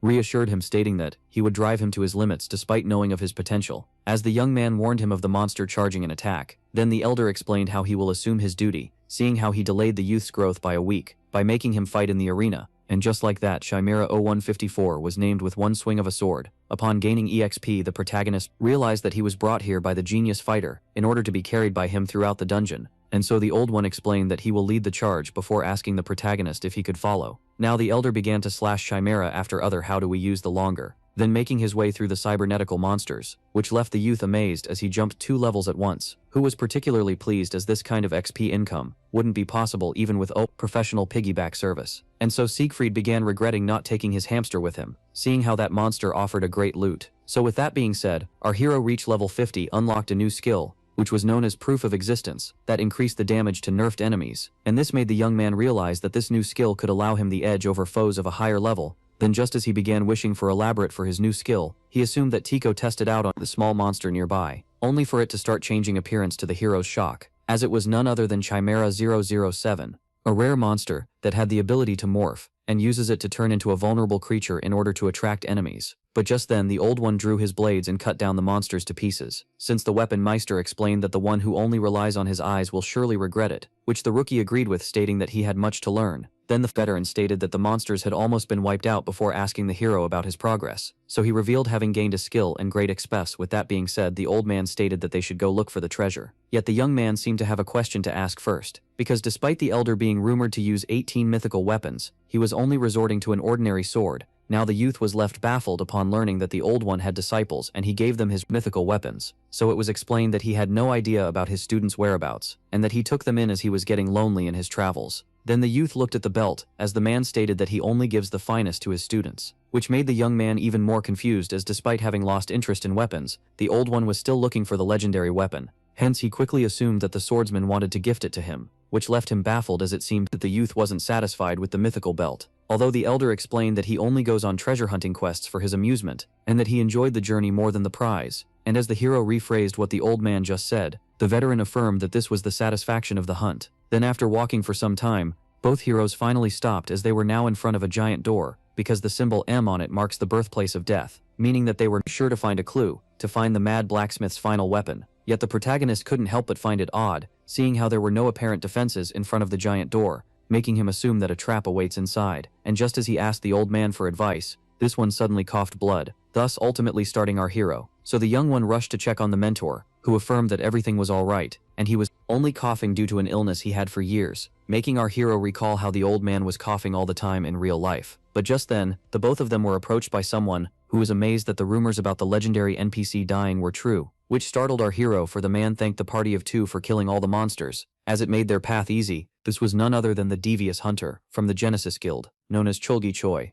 Now the brute recognized the elder as the member of Stellar 5, and his companion as the champion of the Coliseum, who presented himself as Sig Freed. Then Cholgi Choi said that the hero retired after becoming the champion, and how he had bullied his men, making him assume that he was here on their behalf, though the Genesis member affirmed that he didn't care about them. before asking the protagonist if they were acquainted, so the debuff master explained that this was the first encounter, making the bully point out how he shared the same phase as Tai Sung Han. In truth, the hero knew very well about this individual, since he was a traitor who had stolen Beamer's fortune before burning its safe house down, while running away. And the youth was certain that the devious hunter, who asked the mercenary to kill his foes, forced others to be corrupt like him, seeing how despicable he was. Still, Tai Sung Han knew very well that the one in front of him wasn't the real problem, and that the one he should be worthy of is the one in red. Then Sig Freed realized that the faceless mercenary was extremely strong and that he was responsible for him and the old man not detecting them, so he had no choice but to admit that he was outclassed by this one. Thus he decided to gain some time until the old man gets back on his feet, and so he addressed Cholgi Choi and asked him if his guild was aware of his actions. Yet he didn't give a proper response, so Siegfried claimed that Genesis would only send someone who had lost his rank to such a trib location, and then the guild didn't care about him living or dying. Thus, upon hearing this, the devious hunter grew furious. Just then, a fast projectile passed right by our hero, snashing his ear, and just as he realized what had happened, the devious hunter had already closed the distance, then delivered a powerful punch, thus sending our hero flying into the wall and making the old man fear the worst. But the mercenary affirmed that the protagonist was only trying to anger him in order to gain some time. Yet Cholgi Choi seriously didn't listen, since he was determined to slay the protagonist by using his own hands.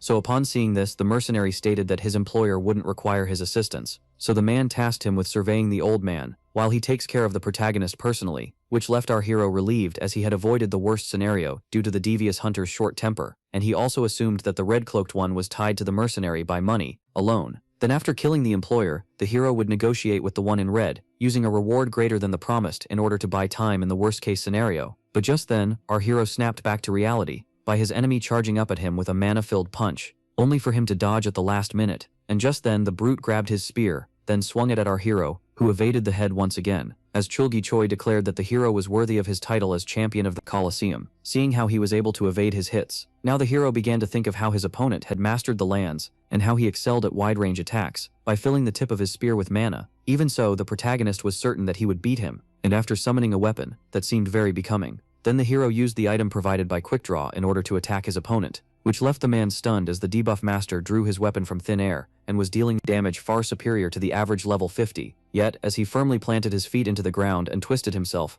the attacker struck again with his spear, only for the young man to block it using a shield, thus leaving him more and more baffled. So with that being said, the hero resorted to the power of the belt in order to exchange the protective shield for a blunt weapon. And just like that, the hero kept on using Quickdraw in order to cycle between his weapons and gain the edge over his opponent, who was rendered too slow to counter the many weapons that were popping up at the speed of light. Hence this made Cholgi Choi assume that the one now holding a great sword was concealing his power from the start. Then with that, the youth gave him the final slash, rendering him unable to move, which left the old man blown away, seeing the belt being used skillfully despite it being his first time in order to overwhelm his opponent with speed. So just like that, both the member of Stellar 5 and the one in red were now certain that they would one day be surpassed by the young man. Then the mercenary turned to the mentor stating that his new disciple was capable, and that training him was surely a pleasure. Still the veteran threatened the man, assuming that he was going to go after him. Yet the one in red affirmed that his threats were empty, seeing how people sensed his ability to terminate them on the spot. Then the shadowed one asked the old man if he knew the reason behind his lack of killing intent toward Herbert's legendary weapon. With that being said, the version that is to come went straight to the chase, and asked about the second piece of the map. Thus the elder had no choice but to reveal its location to him, yet decided to impose a term of his own. Meanwhile, our hero sheathed his great sword, and began to reflect on the abilities of the mythical belt, which despite feeling alien now, would surely one day multiply his strength. But just as the young man began to walk away thinking that his opponent was down, he was suddenly insulted, since the devious hunter accused the debuff master of being a cheater, seeing how he had overwhelmed him, despite the huge gap in level between them. So the protagonist was left shocked upon seeing that the man still had fight in him, as he remembered him weaker than this. And with that being said, Cholgi Choi ordered the mercenary to terminate the champion, and the old man, which made the one in red call him out for resorting to him after suffering defeat. And all were left baffled upon seeing the mercenary deny the order, but the spearman was having none of it as he demanded the man to obey, while giving the general spay he had received from him. So the mercenary explained how he was after the final weapon of Herbert rather than profit, since he claimed that he only took the job in order to abuse the name of Genesis, for his own sake. Then Cholgi Choi affirmed that Genesis will become his enemy, though the one in red stated that this was little important, seeing how he will flee right after getting the map, before pointing out how his employer had been abandoned by Genesis, thus leaving Cholgi Choi in a state of panic and unable to reply. Back then the man tried to throw a tantrum, seeing how he was going to be sent to the City of Pleasures, while stating that there was no point in going to this place, yet the one in the chair affirmed that this was the command of the guildmaster, also claiming that they will give him enough money to enjoy himself there. Yet Cholgi Choi affirmed that he deserved respect, seeing the huge sum he paid to join the guild. But the man recalled how he was using money that he stole from Beamer, and the bully tried to defend himself, yet it was no use. So in the end the man stated that he should have remained with his original guild instead of betraying them, if he doesn't like their way of doing things. Then back to the present, rage began to build itself in the devious hunter's heart, as he claimed that he wasn't abandoned, and that the city of pleasures wasn't worthy of him. Thus he thrusted his spear deep into the ground, channeling his mana into it, leaving our hero startled, having realized that the brute had lost his mind and was trying to take the cave down on them all. So the hunter tried to deliver a powerful strike to none other than the protagonist, who evaded it at the last moment. And with that being said, Sig Freed quickly launched himself, then charged at the bully, before smacking him into the face and making his weapon fall out of his hand. For according to our hero, the one in front of him was a despicable traitor, regardless of what he had endured,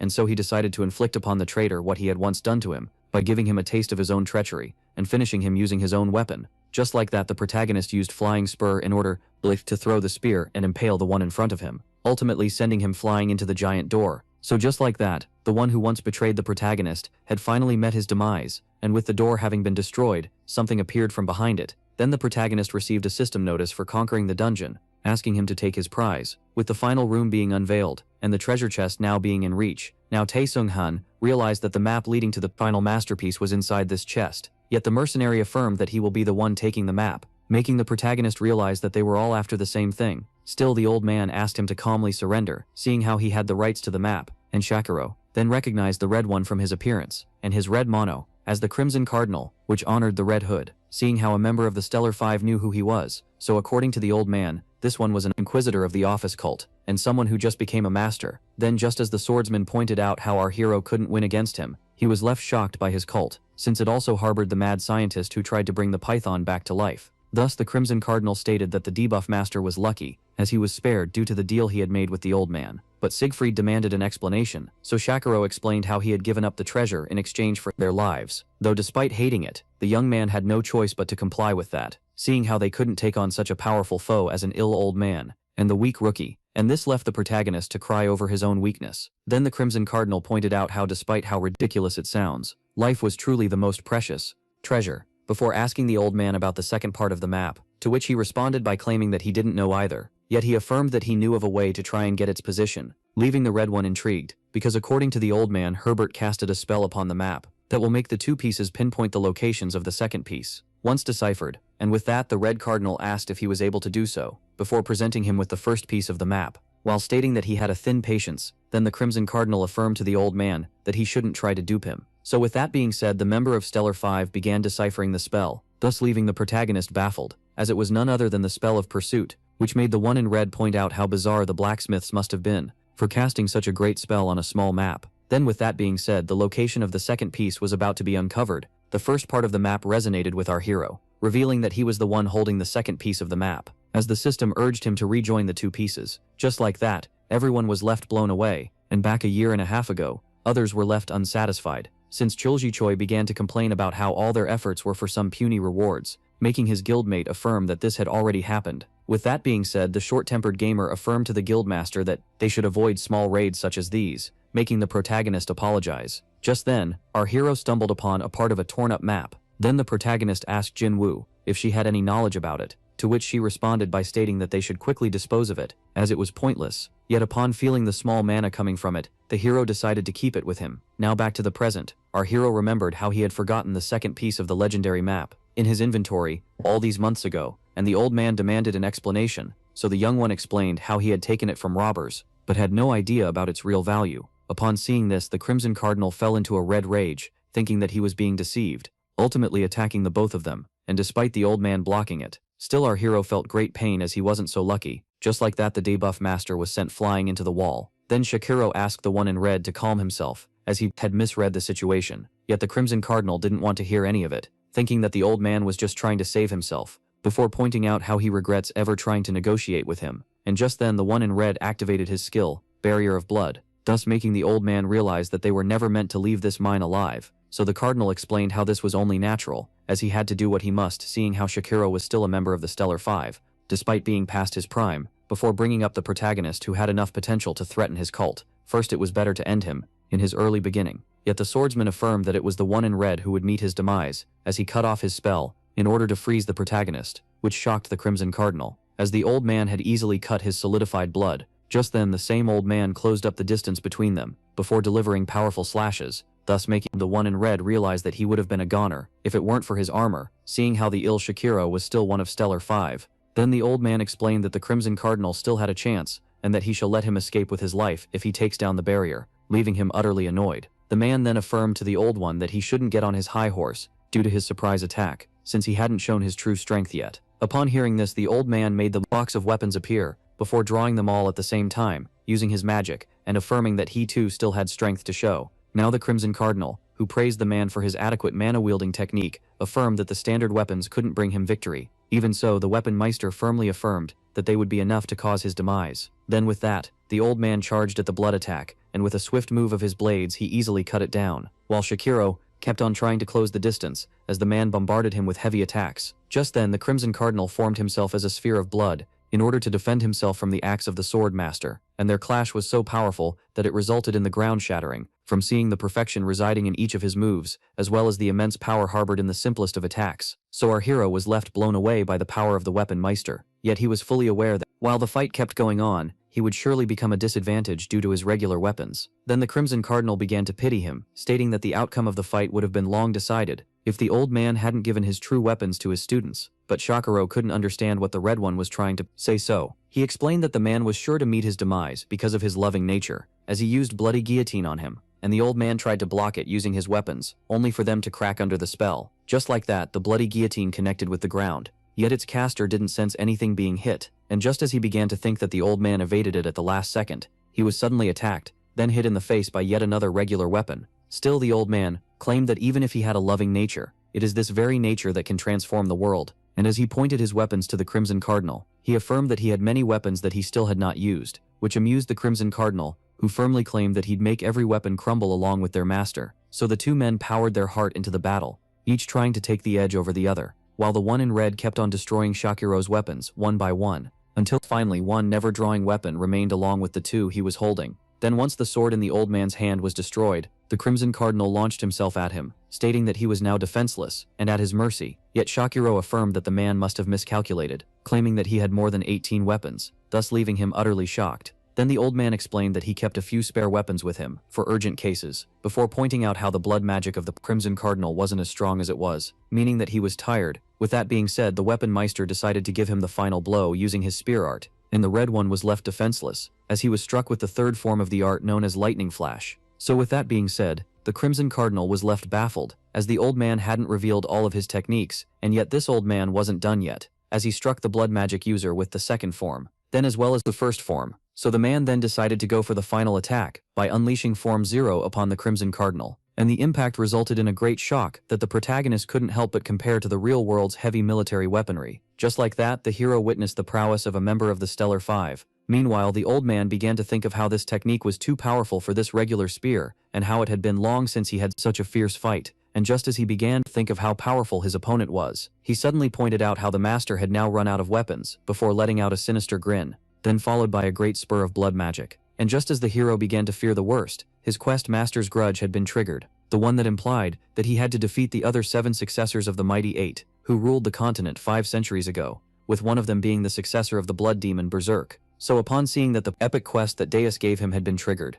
the protagonist realized that the level 301 NPC who was an inquisitor in the Ozri cult, Vladimir, also known as the Blood Cardinal, was in fact the successor of Berserk the Blood Demon, who was a spawn of hell, who tainted the entire continent with blood. Since Deus failed to defeat 7 mighty warriors, due to them dying before their fights, which is why he tasked his student to take on their successors, and upon recalling this, the protagonist realized that the one in front of him was one of the so-called successors, and was the man endangering the old one. Yet the debuff master failed to see what he should do, seeing how he was far weaker than him. Then the red one explained how he didn't want to resort to this form, as it was ugly and tiring, and how he didn't expect a sick old man to push him into this form, making Shakiro ask him if he obtained it from his cult, but the monster denied, stating that the power he would use to terminate the old man was given to him by another powerful being, while explaining that their simple deaths wouldn't satisfy him, as he shall terrify the coliseum by hanging both their heads at the entry of the arena. And just as he began to picture the sight that left him pleased, the old man charged at him, then attacked him using his palm, but the demon remained unfazed, as it pointed out how ridiculous it was for Shakiro to attack without using any weapon.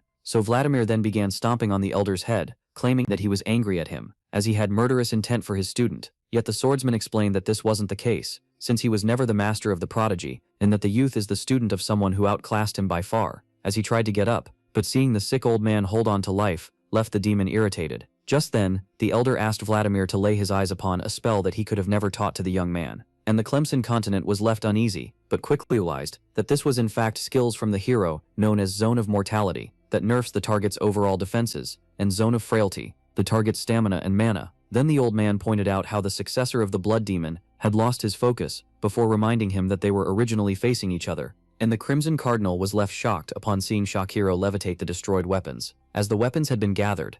Then the weapon meister decided to unleash his finishing attack, his ultimate arcane technique, known as 10,000 Heavenly Flower Rain. With that, Vladimir let out a scream, before the occurrence of a great explosion. Since Shakiro's ultimate arcane technique is a hidden art that the old man found in an ancient ruin, and mastered a long time ago, the dancing weapons attacking all at once could be compared to gentle petals in the wind, thus earning it the name of the Lotus of the battlefield. And just like that, Vladimir admitted that the old man was the victor, while explaining that the situation would have been much worse if Shakiro had used intact weapons before turning to the protagonist and explaining how he had recalled his skill. According to the Crimson Cardinal, it was mentioned as debuff skills in a report regarding the failed ritual in the ruins, making him realize that he was the culprit. And so the blood user explained that for ruining the ritual and his fight, he shall end his life one day. This left Sig Freed utterly irritated, seeing how the man had enough power to escape. Then he ran to the old man, who fell to the ground, while Shakiro affirmed that he would have lost if it wasn't for the protagonist. Yet he must gain in power, seeing how he was now targeted by Vladimir and his cult. Though the hero urged the man to get treated, yet the weapon meister affirmed that this is pointless. Seeing how he was now facing the death his body had always avoided, before giving our hero books that left him intrigued. Then Shakiro explained that he was going to give him his secret techniques that will surely come in handy despite being inferior to the ones taught by Deus. So the young man begged the old one to stay alive, stating that he had always considered him as a teacher, and in his last moment, the great warrior began to recall the day he had become champion of the arena. Just then, a man congratulated him for his new title, though Shakiro didn't recognize him. So the man clarified that they had been fighting in the same arena for over a decade. Later on, the bald one asked him about his next course of action, upon earning his freedom by becoming champion. Then the young man explained that he would partake on a journey, in order to travel the world, for the sake of new experiences and treasure, while explaining how he would take students under his wing, which surprised the man, who assumed that he liked being alone, and asked him for the reason behind this motive. So Shakiro explained that he was well aware that he would never become the greatest warrior, but according to him, if he took on many students, one of them would surely become someone big enough to change the world, and the prodigy was determined to bet everything on this one student. Back to the present, the man explained to the protagonist how he always saw him as a student of his, how he would be betting everything on him, before finally disappearing, making the youth think of how BNW was worthy of its name, as it was a world of its own, created by Hive. So our hero's master as well as the great warrior were both fabricated characters, just like the rest of the non-player characters. Even so, the protagonist couldn't deny the fact that he got acquainted with Shakiro, who shared with him knowledge, and the virtual old man even allowed our hero to gain in power, because according to Mortem Sung-han, the little time he had spent with the weapon meister wasn't virtual at all, and despite not knowing what he meant when he implied that he batted everything on him, the young man was determined to make the old one proud. Just like that, the great mentor passed away. Later, the hero received a message from Gosran, asking if he was going to partake in a special event of the Empire, as it was something he would do, so they said to use this opportunity to claim that she must be missing him. Thus he related these events to her name that comes from Gosran, which means clear, while his master wondered if she was still farming Expen in the ruins. Then the Korean assumed that the event in question must be battle survival, an event that is yet to come, and yet the center of attention, as it was a survival game given by the Marokian Empire, the strongest country on the continent. Only players could partake in it, and it takes place on a burning island in the middle of the White Archipelago. There, the contestants will have to fight each other in order to stay alive and win the competition, making it one of the hardest games. The winner will become king of a small domain, which would be a first in this game, but it had been criticized for the punishment of eliminated players, as it will bring back their power and levels to level 1, and seal the rune of transcendence for a decade, meaning that they wouldn't be able to level up for 10 years, making it a hot topic for the gamers. Therefore, the strategist realized that this must not be the work of the company in control, but of the emperor instead, and when asked if he will partake in it, the protagonist immediately denied, stating that he was sure to suffer the penalty, as 10,000 other contestants who would be more powerful than him will surely attend. which explains the message of the elemental mage asking him to not partake in the competition. And so, upon looking at the items that he got from his late master, as well as the map, he decided to mind his own business away from the competition. The hamster was amazed by his holder carrying a treasure map, and assumed that they were going to follow it, but the young man was only checking if he had the required level, as according to him he could take all of his time, seeing how he was the only one who knew about this map. With that being said, the hero decided to search for an airship, going for the seas of the south, but he was quickly left disappointed after stumbling upon a wrecked vessel. Just like that, Spirit and Master began to fear the worst, seeing how poor the state of the ship was. Meanwhile, at the headquarters of Hive in the United States of America, an employee was looking at the bad reviews coming from the gamers regarding the survival battle. So she began to complain to the vice chairman, Oppenheimer, who is the Hexagon team, on how they were being blamed for an event they didn't even craft. Then Oppenheimer explained to Deputy GM Hayami Cha, who was worried about their stocks going down, that the position of the company remained intact. He explained how they can only come in contact with boxes and the network, leaving events to those inside BNW, making her worried as the penalty was too great, but he affirmed that every problem within the game should be settled in it, meaning that they should just have faith in the users and give them a healthy environment. Yet the deputy explained how despite having been in Hive for 3 years, she still couldn't fully comprehend the game, as similar incidents previously occurred. Still, the vice chairman explained that this was the reason behind its beauty, as no one,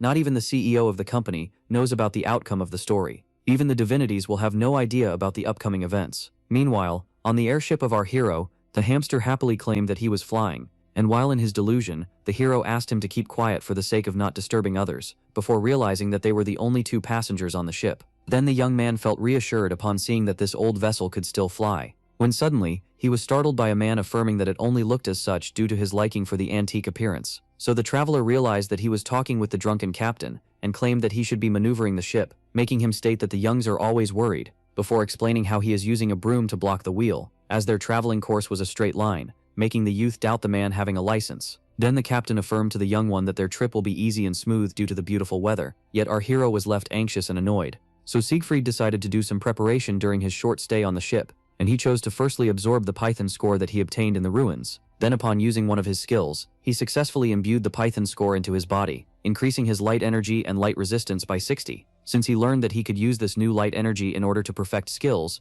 he used it on Flying Spur to make it lightning, Flying Spur which creates bouncing current between the target and its surroundings, as well as Divine Attribution, the evolution of Heavy Strike, that would deliver 3 powerful electric currents in cone shapes to the surroundings upon impact. So the warrior was left pleased, seeing how the skills gained lightning powers, and he longed for the possibility of taking down multiple enemies at once as well. With that being said, he decided to take a look at the box given to him by the fallen warrior, regarding Lightning Flash and the 10,000 Heavenly Flower Rain. Lightning Flash is modeled after the 4 spirit beasts that protect the 4 directions, and has 3 forms ranging from 0 to 3. As for the second technique, it had to do with the perfect synchronization of many weapons. Then after some time, the youth found himself drowsy, eyes open on the ground. He, who was awakened by an annoying noise, had succumbed to slumber while studying. Just then the captain arrived, ordering everyone to get on the deck as a cyclone was near. This intrigued the traveler, as the drunk had stated that they would have enjoyable weather. Yet once on the top deck of the ship, he witnessed a giant storm ahead, leaving him completely baffled. Thus Ham had lost all hope of surviving, while the adventurer urged the captain to change the direction of the ship, as they were heading for the eye of the storm. Yet just as the drunk explained how he was an experienced captain, and that he could take on the cyclone, his hat flew off his head, and stuck itself in the engine, ultimately destroying it, and after seeing the captain's reaction, the youth realized that he was drunk. With that being said, the protagonist, along with his pet and the drunken man, found themselves in a lethal situation. Then the system alerted the adventurer that due to poor maintenance, the engine was now out of commission, leaving him baffled. So the old man stated that they could still survive the fall, yet the young one couldn't bring himself to believe him, for Sig Freed would only be able to respond after his death. Yeah, this would be the end of his great spirit. With that being said, our hero was only left with one option, and so he precisely positioned himself, before using the drunk as a stepping stone, and made a safe landing. Tizong Han was left even more stunned upon seeing that the broom had still been maneuvering the ship. The old man angrily questioned the young one about his actions, so the boy explained how he would be driving, seeing how the other was a drunk who couldn't maintain the engine, and then he explained that he didn't have the money to fix it, as the owner of the salon used his wife to pressure him into paying what he owed, leaving Sig Freed angry, and so the both of them began to fight over the wheel. Then Ham noticed something while in the middle of the fight, and so he turned their attentions to the view in front of them. Now the party was right in front of the cyclone, and with the glass being shattered, everyone was left terrified for his life. Just like that, the old vessel found itself devoured by the cyclone. Then the system implied that our hero who'd reached the barrier was now a part of the game, raising the 10,000 contestants by 1. Shortly after, at the foot of a waterfall, the adventurer felt relieved to have survived before cursing the drunken captain and affirming that he would never travel by airship again. With that, he decided to look for his pets, who according to the rune of the pact, were still unharmed. Now Taesung grew curious about his whereabouts, as he was in an unknown location known as Erangel Zone 9, and so he decided to gain some altitude in order to have a better view, hoping to find a village or a gateway. With that being said, our hero made his way up, going as fast as he could, dashing through the mountains, and finally in the end, he reached the top of the cliff. Then the protagonist immediately began to search for the closest village, and upon finding it and seeing how big it was, the youth assumed that it must have a gateway. Yet just as he was about to go look for his hamster, something else attracted his attention. For many annual vehicles were heading this way, so upon seeing that they were all airships, the hero assumed that a war was going on over this small island. Yet upon being informed of what was really happening by the system, he grew very annoyed, as he was now part of Battle Survivor, which was soon to commence. With that being said, our hero was left baffled. Then suddenly, 4 giant pillars emerged from the ocean, emitting red beams, and with everything being complete, the island found itself sealed within a suppression barrier, while the order of self-destruction had been triggered, leaving our hero utterly annoyed. Yet just as he was about to head to the village in order to save himself, something appeared behind him, and quickly introduced itself as Receptional 9, an event operation assistant for this event. So the entity wanted to give the protagonist a summary of the rules before the start of Survivor's battle. The first being that only the most crucial item of that contestant will remain, while the others will dissipate. Secondly, contestants could rest in the no-fighting zones that are villages, but will instantly be eliminated once the village gets annihilated. The third rule being that, after some time, all zones except the last one will be randomly destroyed and closed one by one, and with the summary having ended, the creature quickly excused itself before wishing the contestant good luck, as he tried to stop it while it made its exit. Then Tian Fanghan began to fear the worst, as the rules described by the golem were too extreme for him. Just then, ships began to enter the barrier, and each airship was filled with contestants. Then with a swift move, many of them jumped into the island, and safely landed on the ground. With the battle commencing in 5 seconds, everyone was left on edge, and as the event officially began, a bloodbath broke down on the beach. The first contestant died, followed by the second and the third. Meanwhile, the protagonist watched from afar, thinking of how savage this butchery was. After thinking of how at least 5,000 contestants would lose their lives on the beach, the hero decided to head toward Zone 13, in order to better his odds. Yet just as he began to think of how others would surely have the same idea, an arrow was fired his way. So our hero quickly noticed and used Quick Draw, in order to counter it with a shield, making him realize that he had already been discovered. Then the ambusher was left shocked upon seeing the protagonist block his sneak attack, so Sig Freed immediately retaliated and eliminated his first contestant, while thinking of how his arrival meant that others were already present in the woods. Just then he noticed a faint sound of chatter approaching his way, so the debuff master reacted quickly and hid in a nearby bush, as it was none other than the members of the GT Guild, the 8th strongest in the entire game. Now the hero began to think of how the big guilds must also be here, and how the low-level players that had just arrived must not be the only GT members present. Just then, the corpse of the player he had just slain began to dissipate, leaving behind the mythical item known as the Soul Division device, which was a necklace that allowed the wielder to acquire an additional class. Upon seeing this, the protagonist was left baffled and amazed, since dual classes far surpassed the hybrid ones, as it allowed one to gain 2 opposite professions at the same time. Yet Sig Freed watched in pain as this great item was being picked up from the ground, as he began to think of how the weakling he killed possessed a mythical item, and the GT members, now in possession of the necklace, began to talk about how amazing its abilities were. As the girl explained how selling this could make them rich, her guildmate stated that she should keep it with her, as it could put her in danger. Then while the first 2 began to argue, the third member summoned his weapon, claiming that the item was marvelous, leaving them intrigued. Suddenly, the one with the glasses instantly cut down his teammates and snatched the necklace from them. Now the swordsman called him out for his betrayal, before the attacker explained that he wasn't a backstabber, and that they were about to kill each other for it. With that being said, the skill Metamorphic Mask had been turned off, and with both of them being eliminated, the level 198 Asura, known as BJ Raptor, who was the 99th strongest player, explained that he wasn't from GT, so this left the protagonist utterly baffled, as a ranker shouldn't partake in such a competition, seeing how high the stakes were for them. Yet BJ Raptor's actions left our hero intrigued. Just then, the ranker thanked the viewers for the many donations that he had received, stating that his plan to humiliate GT was an amusing success. So before cheerfully explaining to them how he will keep the mythical item in order to get himself a dual class, and upon looking at the comments, the young man finds it reasonable to go for a magic class, making our hero realize that he was streaming all along. Then the swordsman realizes that he had a large fan base, seeing how donations were raining upon him, making him curse his luck as his presence crushed his chances. Yet just as the protagonist decided to remain hidden until the streamer passed by, the other suddenly claimed to have recently picked up something interesting,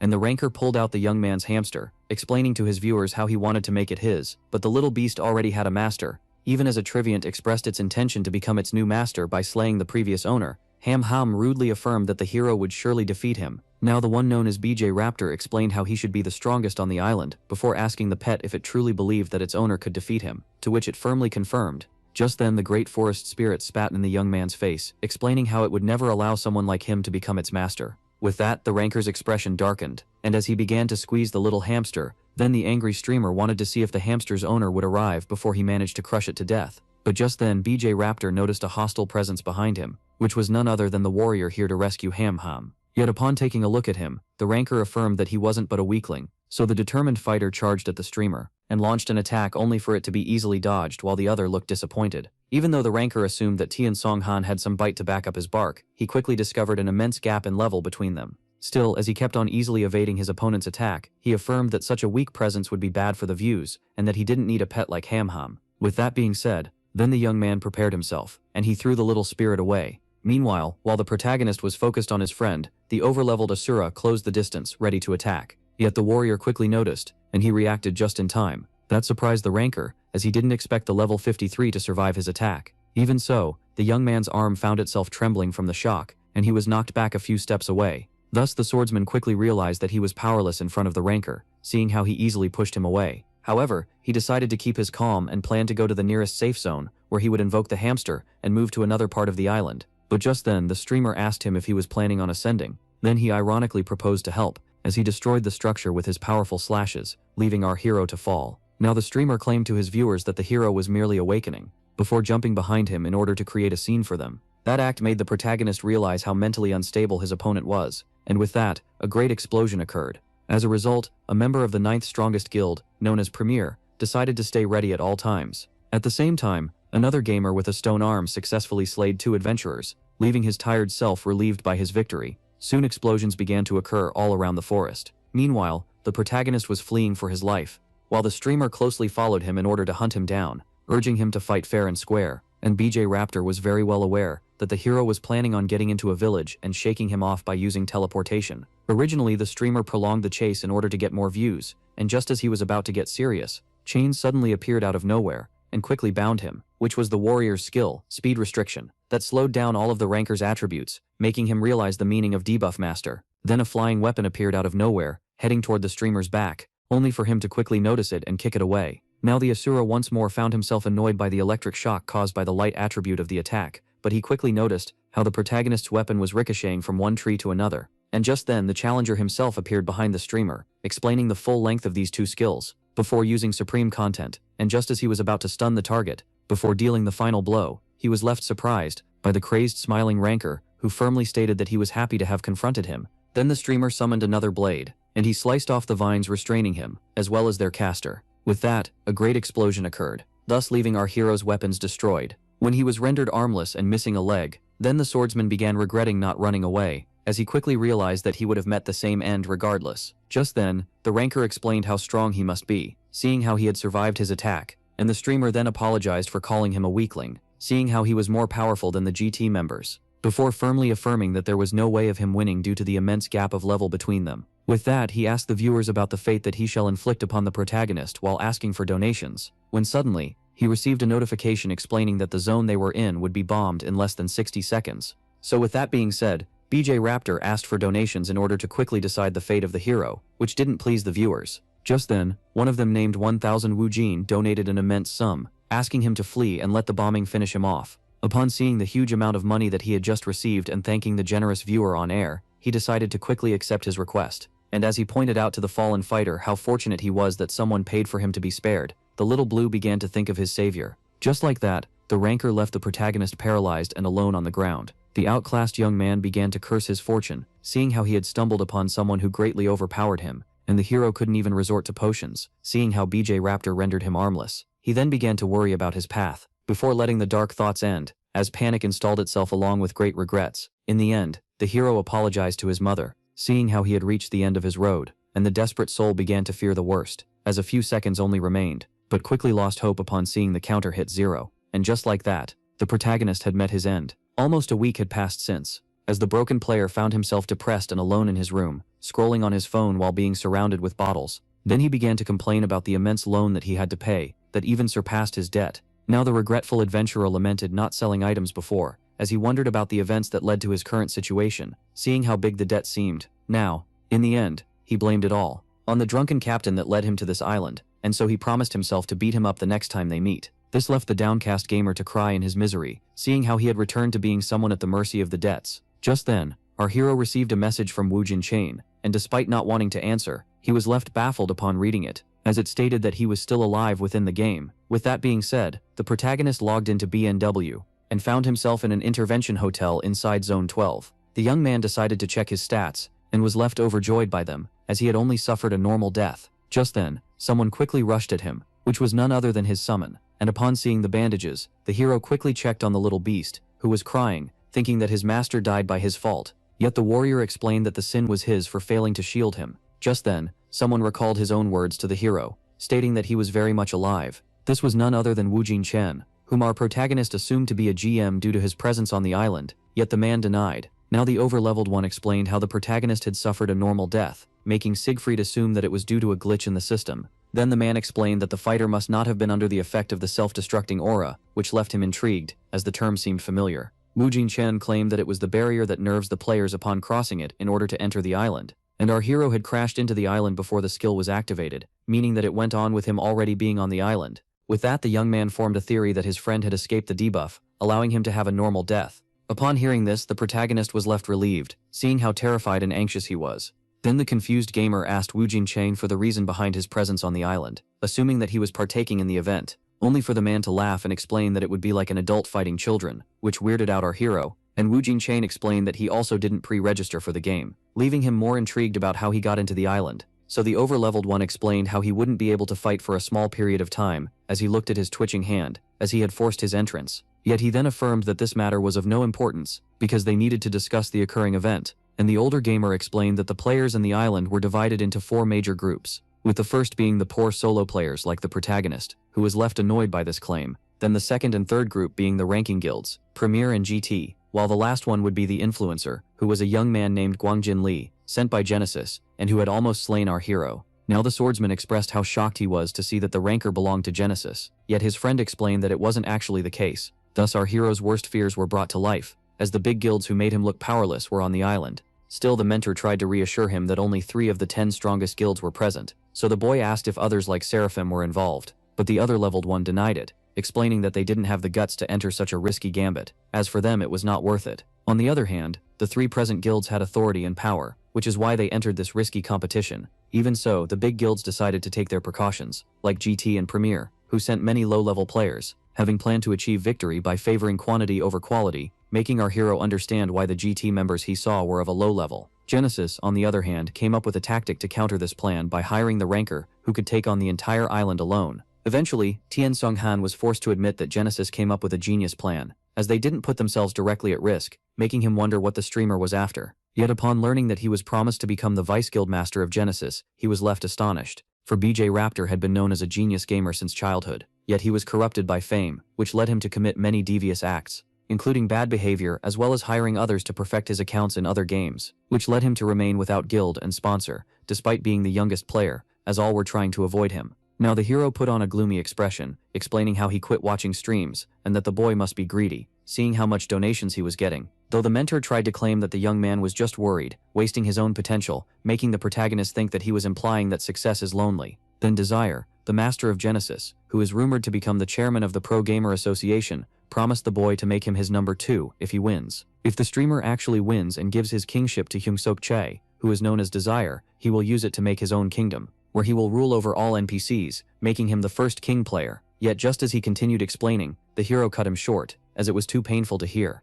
So the younger one began to criticize Desire, seeing how he wanted to become king on top of the position of chairman, before asking the guide for the reason behind giving him so much information, and so he stated that the protagonist should strive to become the victor of Survivor Battle, seeing how he was already taking part in it. But according to the swordsman, the task will be difficult, seeing how powerless he was in front of Raptor. Yet just then, he remembered the generous donation that saved them, and the username, and he tried to ask the other one if he was the one who saved him. Yet the man got too embarrassed, and explained that he had an advice that could help our hero win. which picked up the protagonist's curiosity, and so the boy revealed that there was a cheating code that only the debuff master could use. Then the protagonist left the hotel happy, seeing how he had returned to the game, while Ham apologized, as he was the reason behind his death. Yet the master explained that it was no big deal and that he shall avenge him. But as the hamster had his doubts, the overleveled player reassured our hero, claiming that he will guard his pet while he's gone. And Sig Freed claimed that he shall express his gratitude by offering Woojin Chon dinner, which surprised him, seeing how stingy he was about money. Yet as the hero was clarifying that he wouldn't be able to treat him to a fancy meal, his friend stated that they shall resume their conversation after his victory, even before wishing him luck. Yet the protagonist rested at ease as he was now certain of his survival. Shortly after, as the debuff master began to make his way through the map, then he began to look around, and quickly realized that, except for safe zones, the map was completely empty, meaning that the remaining fighters must be going to Zone 13. Yet seeing how the final zone hadn't been activated yet, it meant that every other player was now residing in Zone 8, waiting to enter it. But just then, the young man was startled by a sudden explosion, for two adventurers ganged up on a single one and had almost beaten him to death. However, the one with the gauntlets asked their victim to just surrender, while the other with a sword stated that they should be quick, seeing how the zone was on the brink of bombing, and the boy became filled with fury, as his two aggressors had betrayed her. Even so, just as the one with the knuckles explained that it was his fault for getting injured, and that they must do what they can to survive, his ally was hit in the back. Then before he could even realize what had just happened, he found himself getting slammed into the wall by a flying blunt weapon, as the owner of the hammer recalled it to his side, for it was none other than our hero. Thus, this left the boy impressed, seeing how his aggressors had been terminated with one attack by someone under his level. Nevertheless, just as he was about to express his gratitude, he found the weapon already pointed at his face, and Sig Freed clarified to the young man that all contestants were enemies, which is why he was obligated to eliminate him. Although upon taking a look at his profile, the hero was left impressed, as the boy was from a non-fighting class like Golem Maker, and yet managed to survive this long. Still, he decided to slay the level 81 Golem Maker named Si Shanggu, in order to spare him death by someone else. And the Golem creator began to beg for his life to be spared in order to let his mother remain alive, but the protagonist affirmed that he didn't care about his backstory. Even so, upon seeing how he was crying and begging from the bottom of his heart, the hero hesitated, then finally declared that he took pity on the boy, and declared that he should flee the zone immediately, in order to avoid the bombing. Additionally, the debuff master even handed him a stamina recovery potion. With that, Shanggu was once again left deeply grateful to the one who couldn't help but show compassion to anyone who mentions his mother. And with the end of the event about to come to an end, the hero began to hope that the advice of the over-leveled one would be as practical as expected. For the survival battle had now been going for days, with the zones 8 and 12 about to be bombed in under 60 seconds, as the final zone began to open. Then the tired streamer explained to his viewers how the game will soon be coming to an end. Yet while he was streaming and talking to his audience, someone who had seen him from the bush was left annoyed, as by seeing the loot on his feet, the hunter realized that he had killed many, yet they had to bypass him in order to access the final zone. While one of the hunters assumed they could take him on, seeing how tired he seemed, his friend agreed, as even prodigies were not invincible. And with that being said, the old man explained to the stream that they would attack all at once in order to get to safety. After witnessing the circle appearing in the sky, and the other players teaming up on him, the streamer pointed out to his audience how they must have no honor. Well, that being said, the boy decided to make his move, and rushed through the tunnel leading to Zone 13. Just like that, the players decided to chase him down while running for their lives, yet only 3 seconds remained before the bombing. So all rushed to safety, but when the counter hit 0, the players found themselves the victims of the powerful beam, such that only 2 of them managed to get to safety. However, just as one of them expressed how overjoyed he was to have survived, they were suddenly spotted by Raptor, who immediately killed them both, and after eliminating the 2 of them, the young man made his way into the final zone, thinking of how miserable those sent by GT and Premier were. Just then, he entered the portal, and was left blown away, as the last zone of the island was a snowy biome. So BJ Raptor tried to recomfort himself, claiming that the view was magnificent, and that the others hadn't arrived yet. But just as he began talking to the organizers, thinking that he has won the game, so this notified him that 2 other contestants were still alive, and just as he was about to complain about how annoying this was, then the boy was suddenly ran over by a vehicle, since the impact was so strong that it made him cough blood and crash into the snow. Therefore this greatly angered the streamer, seeing how it had almost taken his life, as it made him wonder about the one who just hit him. To his surprise, he was in front of her car, which was the level 81 thank you golem, known as Rangewagon, because the driver Shanggu was amazed that Taranker hadn't been eliminated by his strike, and the ranker realized that the man had used his vehicle in order to survive the zone annihilation. Yet just as the golem maker began to brag about how indestructible his car was, then it suddenly crumbled to pieces and disappeared, and even before he could realize what had just happened, he was grabbed by the neck and slammed into the ground by the ranker. Now the streamer explained that the golem maker was the second gamer on the island to grab his attention, having survived a bombing and harmed him. before pointing out how the first became a corpse just like him. So with that being said, the golem maker met his end, leaving something behind that intrigued the streamer, since upon dying, the player left a ring created by an artisan and the memory of his mother, which the streamer found corny. Then the ranker began to wonder about the identity of the only opponent remaining, only to suddenly notice him at his back. Thus the starting player quickly backed out, as the ranker was amazed that he wasn't able to detect his last opponent, only to realize that he and the one picking the ring had already met. Upon seeing the piece of jewelry, the protagonist realized that the boy he had saved wasn't lying regarding his mother. So Sig Freed thanked the ranker for tearing him apart, before pointing out how tiring fighting for 5 days must have been while he was absent. And with that being said, the hero claimed that he shall eliminate the boy in order to let him rest. Just as the hero said those words, then tension began to rise in the snowy zone, since the voice stated that the one in front of him was Wax, that weakening that he had demolished, which was a claim that greatly angered the debuff master, and the ranker had no choice but admit that his opponent was greatly durable, seeing how he survived after being left armless with a single leg in a zone that is exploding. Thus the boy then realized why he hadn't detected him, as it wasn't due to him being awake for 5 days straight, but due to the magic given to him by the poncho that he was wearing, before also noticing that the protagonist had a brand new equipment on him. This left him intrigued about what happened. Earlier that day at the Intervention Hotel, our hero was staying in. He asked the other one about his life-changing advice. Then Wu Jin-chan recalled how the hero was unaffected by the self-destruction on the island, meaning that he wasn't forced to follow the rules of the game, so making the protagonist finally realize that he has complete free will on the island, as well as the ability to enter the forbidden zones, meaning that he could cheat the map. And Sig Freed feared elimination upon entering the forbidden zones, yet his friend affirmed that it wouldn't be the case, seeing how he put it to the test himself. That left the protagonist baffled, like the guard's intellect and attention to detail, just as Wu Jin-chon tried to warn our hero that his advantage will be revealed once he dies again. Still the protagonist affirmed that he could only lose once. Shortly after, the young man made his way into the second zone where access was restricted. Since Taisung Han was surprised to see that his friend had been right all along, and he decided to use these forbidden zones to save himself from the players killing each other, before thinking of the great advantages this freedom offered him, as he now had the ability to loot all the items left behind by the eliminated players. Meanwhile, Taisung Han began to think that he will be acquiring new equipment, while his opponent would be tiring himself on the island, as he picked up a blunt weapon and a poncho. Even so, he was very well aware that he needed to gain in power, as equipment alone couldn't bring him the win. Just then he recalled having a secret weapon, obviously. So back to the present, as the debuff master and the Asura were now face to face, because all the viewers were on the side of the streamer. Only one commented that he had a gut feeling about the victory of his opponent, and this comment angered the ranker, who was now more determined than ever to win the game in order to start his pro journey, as he couldn't tolerate his fans anymore. And as you think of how this would free him from making videos, he reassured his audience, because he claimed that despite being exhausted, still he won't be defeated by a level 50, as he charged at him, only for our hero to evade at the last minute. Then the boy was left alerted, as his underleveled opponent managed to land a strike, which he blocked at the last moment, and yet he was left irritated, since he could feel the pain in his body. Even the ranker couldn't be more intrigued, as good equipment shouldn't make this opponent this powerful. But Sig Freed claimed that it was too early for the boy to panic, seeing how he hadn't demonstrated his full power yet. At that moment, the streamer noticed that some of his viewers were expressing how impressed they were by his opponent in the comments, thus leaving him filled with rage, seeing how they were on his side, when the opponent in question suddenly addressed them.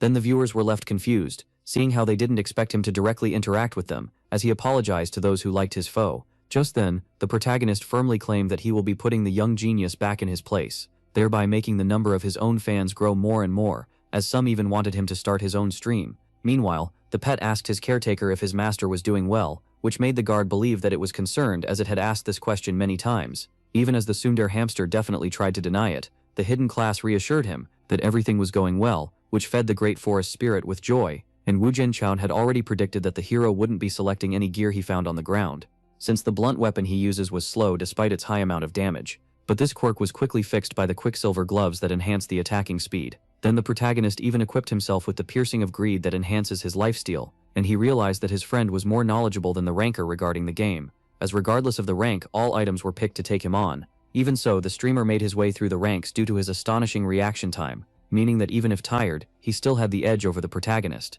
Meanwhile, the same hero was left intrigued, since the young genius burst out laughing upon hitting him, claiming that he was going to put him back in his place, before stating that he was just holding back against him, and upon seeing his fanbase call him out on his anger and claim that he will lose, he burst out at them. And while all of them became confused by the sudden reaction, the streamer affirmed that just because it didn't end nicely, they had no value. Then confusion was replaced with anger, as he treated them as jobless nobodies who wasted their time on streams, who should just remain silent. Thus the protagonist became baffled, as his opponent was crazier than expected and hastily insulted his fanbase. Just then, the ranker explained that the protagonist should have entered him when he was still invisible, and that he will make him wish that he had gone for it, while the hero affirmed that he had more secret tricks to show him. So with that being said, they began their final clash, and so the two of them charged at each other, and began to go blow for blow. Yet the ranker felt uneasy despite being the strongest of the two. Still, he was unable to shake off the feeling that he had little odds of winning the fight, despite it being that the protagonist was struggling to dodge his slashes. Even the boy was particularly intrigued by the gaze of his opponent, as it was deprived of fear, to the point where it began to annoy him. Now the streamer disliked the protagonist's audacity, and as well as the overconfident eyes of his, before throwing his dagger at him. Then quick draw was quickly resorted to, thus allowing our hero to save himself from the blade by using a shield. Yet to his surprise, the dagger had penetrated his defense. Just then, the boy dashed forward and charged at our hero, leaving him startled. So the streamer then proceeded to kick the protagonist away, only for him to firmly plant his hand into the snow, in order to slap his flight mid-course, before dashing the other way. Upon seeing this, the opponent quickly began to tail him down, and claimed that the debuff master wasn't so confident after all, as he was running with his tail between his legs. Then the streamer theorized that he was being lured into the forest by his target, who planned to restrain him once again using nerfing skills, which he found ridiculous, seeing how he had already adapted to this trick. Just then, the boy made his way to the very front of his enemy, and struck with a slash so powerful that it easily cut down trees, only for the hero to dodge at the last instant. Then the protagonist grabbed one of the flying trees, and gathered all of his strength, before throwing it at his opponent. So the ranker was blown away by the madness that his foe was demonstrating. Even so, he easily parried it without any fear, slashing it using his blade as he was determined to slay the hero in front of him. Only then did he notice something intriguing, since a flying spear imbued with the light attribute was heading toward him. This left him amazed by the speed of his opponent, upon realizing that he used the tree as a distraction in order to throw his spear behind it. Still, the warrior didn't panic, as he managed to block it using his swords. And with that being said, the protagonist dashed forward, then grabbed the spear that he had launched at his opponent. Seeing how focused and calm the debuff master was, the boy began to fear the worst. Only then did our hero resort to the third form of the spirit art of Shakiro, which was also known as lightning flash. Thus this allowed the debuff master to destroy his enemy's blade as well as deal great damage to him. Even so, the ranker managed to stand his ground, before expressing how painful this last move was. Now the streamer was filled with anger, seeing how he had almost met his end at the hands of a level 50, who realized that he had missed his target. Even so, our hero did try to learn the technique quickly by simply reading it in a manual. Just then he felt a pain coursing through his shoulder, and upon seeing this, his enemy realized that he had surpassed his limits, claiming that it was his fate for using a technique above his skills, and that it was pointless in the hands of someone like him. Then the protagonist felt alert upon seeing his enemy repair his sword using mana. So the boy decided to end the fight quickly, by using a technique that he was certain would ultimately cause his opponent's demise. Just like that, Ozri had been unleashed. Upon seeing this, the protagonist was left baffled, as he witnessed the powerful skill coming his way. And due to its destructive power, he began to remember how one day he claimed to the master that his training would cause his demise, which the old man found pitiful as he was still going easy on him. So Dagus explained that one who had no potential needed to make great efforts, before urging our hero to get up in order to get stronger once and for all. With that being said, then the student asked his master if he was truly deprived of potential. Yet the old man couldn't understand what he was trying to say, and Sig Freed explained that he wasn't sure if this training could reach the peak, seeing how he didn't have great talent, clarifying that he had full faith in the lessons, but he doubted himself due to his inability to complete regular training,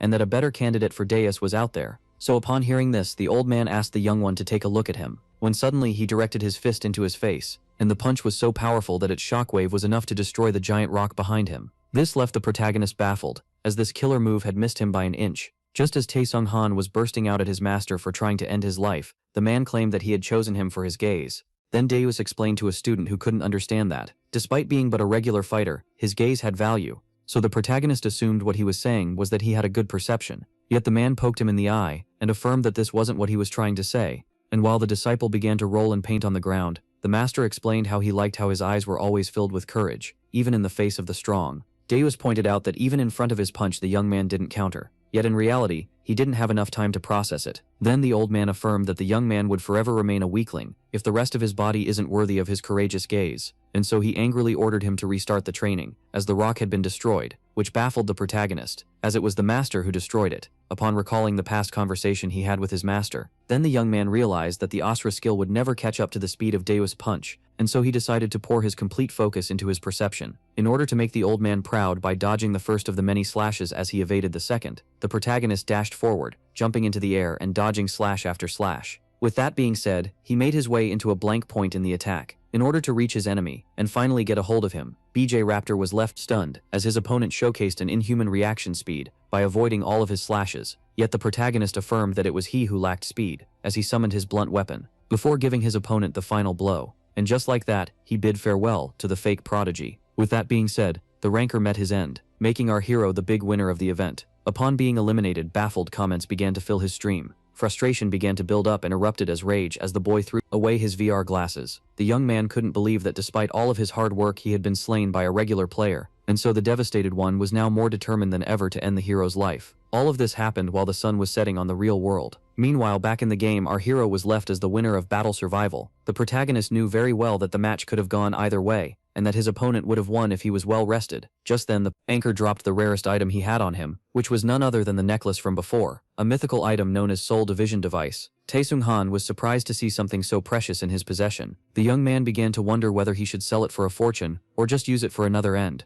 when suddenly a flying ship appeared in the sky, and landed near our hero. As the ship opened and revealed the red carpet, many guards came down. With that, a man began to approach our hero and saluted him as Sig Freed, the only survivor of the big event. The man presented himself as Baron Nidalberg, and someone sent by the Emperor Schutkart von Posterior, before congratulating the young one on his victory, making our hero bow in respect and thankfulness. With that being said, the Baron decided to transmit to the protagonist the very words of the ruler. Yeah, just as the noble began, the adventurer became lost in his thoughts, thinking of how incredible it was of him to be the victor of a big event he had joined by accident. He then gave many credits for his victory to Wu Jinchon, while wondering about the reason behind his great assistance. This slipped out our hero, which didn't escape the Baron, and yet when asked about it, the hero claimed that he was just cold, so the Baron affirmed that he would be quick. With that being said, the Emperor gave the winner of the competition the right to rule the region of Proserpine, and just like that, our hero was bestowed the name Siegfried van Verduasa. With that, his username had been changed to the one given to him by the Emperor, and he earned 3 new titles for winning the event and becoming a king. Taesung Han was left baffled, as his new title meant that he was now from the Proserpine region. The Baron congratulated the young man for being a crowned king, which the flattered one couldn't help but feel awkward about.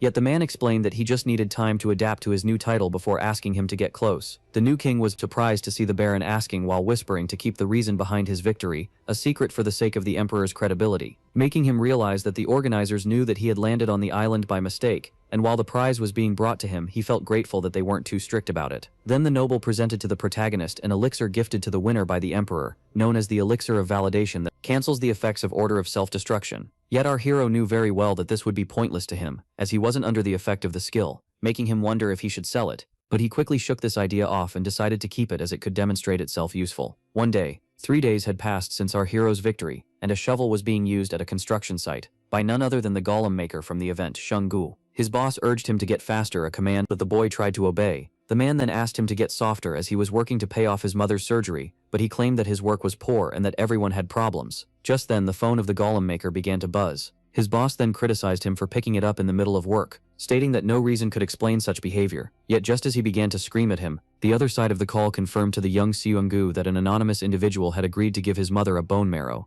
And even when it turned out that he couldn't know the identity of the benefactor, the thankful one couldn't help but break down in tears out of happiness. The boy was then asked if he could go to the hospital to fill in some papers, and so he left everything and rushed there. Upon seeing him running out of the construction site, his boss and his colleague assumed that he was fleeing work, and as he passed by a fancy car, the driver asked the one beside him if he was now happy. Wu Jinchon called out our hero for showing such generosity despite living in a miserable apartment, which he found ironic. Seeing how much Chon had helped, the protagonist then proudly explained that he will be moving out soon, making his friend realize that his social status was getting higher. Siegfried confirms, claiming that he found treasures in the destroyed zones, and that he would have opted for a house better than a studio apartment if he had time. Wu Jinchon then called him out for not gifting him anything despite suffering damage that will take a long time to recover for his sake. He then grew intrigued upon hearing the protagonist claim that he bought him the drink he was sipping as a token of gratitude. Yet, Taesung Han affirmed that he was only joking and that he will be sure to properly repay his friend for his life-changing support, before thanking him. Hearing this left the overleveled one pleased. Wu Jinchon decided to ask our hero something,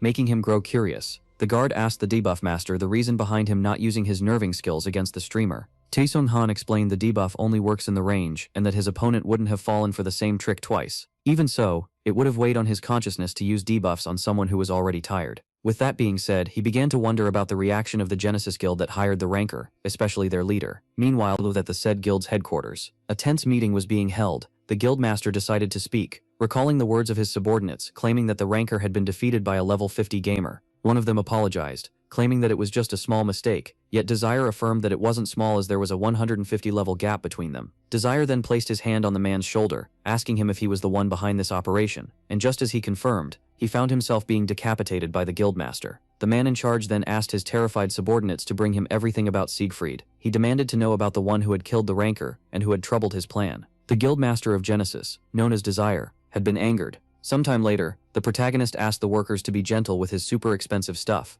One of the men asked the protagonist about his secret behind being able to afford such a big apartment while being so young, assuming him to be a business owner or a traitor, but Taesung Han clarified that he had been making money by playing video games. The man quickly realized that the game in question was BNW, which his son also plays, and upon hearing this decided to encourage him to play it as a pro. Shortly after, the young man affirmed to the workers that he had transferred the rest of the money before bidding them farewell. Just as the three men left, our hero was left relieved. He then cracked a pleased smile, as he was now filled with joy, seeing how he had accomplished his dream of moving out. As early this year, he wouldn't even dare to desire owning such a fancy apartment, even if pure coincidence led him to participate in the big event. It turned out to be a happy accident, as the profit he had made from it allowed him to become debt-free as well as get a fancy apartment. This almost made him thankful towards the drunken captain who caused all of this. With that being said, our hero could now resume his search, as he sought to find Herbert's ultimate weapon. A little later, on a deserted island, located south of the continent, Ham was delighted by the weather, as it offered him a chance for vacation. Just then, someone told him to quickly follow, threatening to abandon him behind.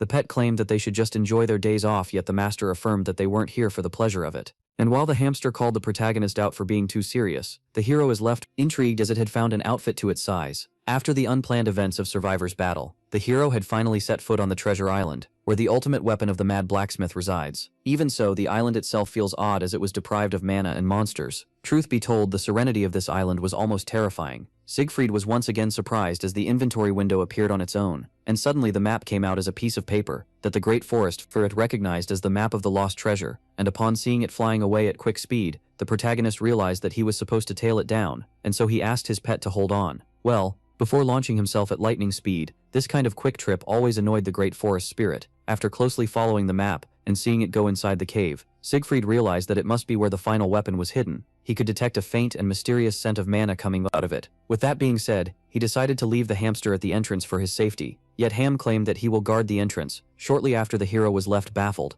Upon finally laying his eyes on Herbert's ultimate weapon, as the torches were suddenly lit, he realized that the small mana he had sensed was coming from the weapon. The masterpiece was a mythical type of necklace with infinite durability known as Staff of God, which was modeled after the fabled weapon of the Lord of Chaos. Its power amazed the hero as it could be launched outside the atmosphere and directed towards a target chosen by the owner, causing damage to a very wide area. But just then he realized that this power could be used once a year, which didn't sound right, seeing how it didn't resemble the blacksmith's creative genius. Even so, he decided to take it with him. Just like that, the mythical item analyzed the protagonist, and upon judging him, accepted to bond with him. Suddenly, upon grabbing the staff, the hero's surroundings suddenly changed. The baffled young man assumed that he was now inside a dungeon, when suddenly a sudden presence behind him claimed that he was the one that would take on his incomplete work. This left the debuff master alerted as he took a defensive stance and asked the Great Spirit to introduce itself. The creature claimed that the protagonist was now seeing a mirage of his creation as he had implanted a memory into the mythical weapon. Hearing this made the hero realize that he was now face to face with the blacksmith of death, Herbert. Seeing him surprised our hero as he had expected him to be a dwarf rather than an orc, which annoyed Herbert, claiming that his skills far surpassed the short dwarves, which the hero found ironic, as he himself was rather short for an orc. Herbert explained that he was happy to meet the one that would take on his incomplete work, which intrigued the hero, as he was only here for the weapon.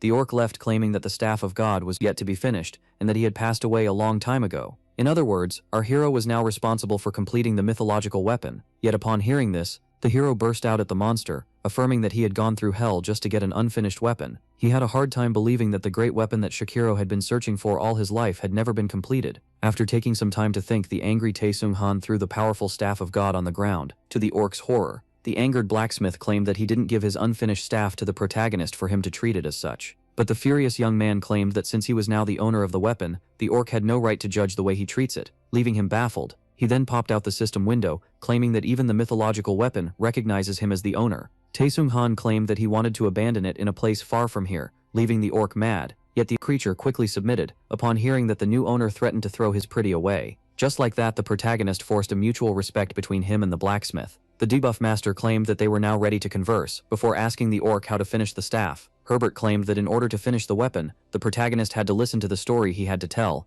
Yet just as the blessed quest began to tell the tale of how he wanted to create the ultimate weapon, the irritated protagonist ordered him to cut straight to the chase and tell him what he wants to know, and so he accepted. With that being said, the debuff master had acquired an item, which left him intrigued as it was Herbert's blueprint, which was a world rank recipe for creating the greatest weapon. The orc explained that only a grandmaster level blacksmith could use the blueprint in order to make him the final weapon. Yet as he claimed that he was lucky that every age had at least one grandmaster, he realized that this wasn't the biggest problem. So the orc asked him to look at the next page, and upon seeing it, the hero was left stunned, as he was supposed to collect a particular set of materials. The blacksmith knew very well that they weren't easy to find, yet the hero claimed that it was in fact impossible. Particularly the heart of a demon lord, Tae Song Han, apologized to the blacksmith of death, stating that he wouldn't be able to finish his weapon, leaving him with a sad expression. Herbert, who now looked defeated, regretted not beginning work on the staff earlier in order to complete it in his lifetime. Yet after seeing how unfazed the hero was, he called him out for not even pretending to show some compassion. Sig Freed asked him to lighten up as he understood him very well, before pointing out how he was a mythical blacksmith,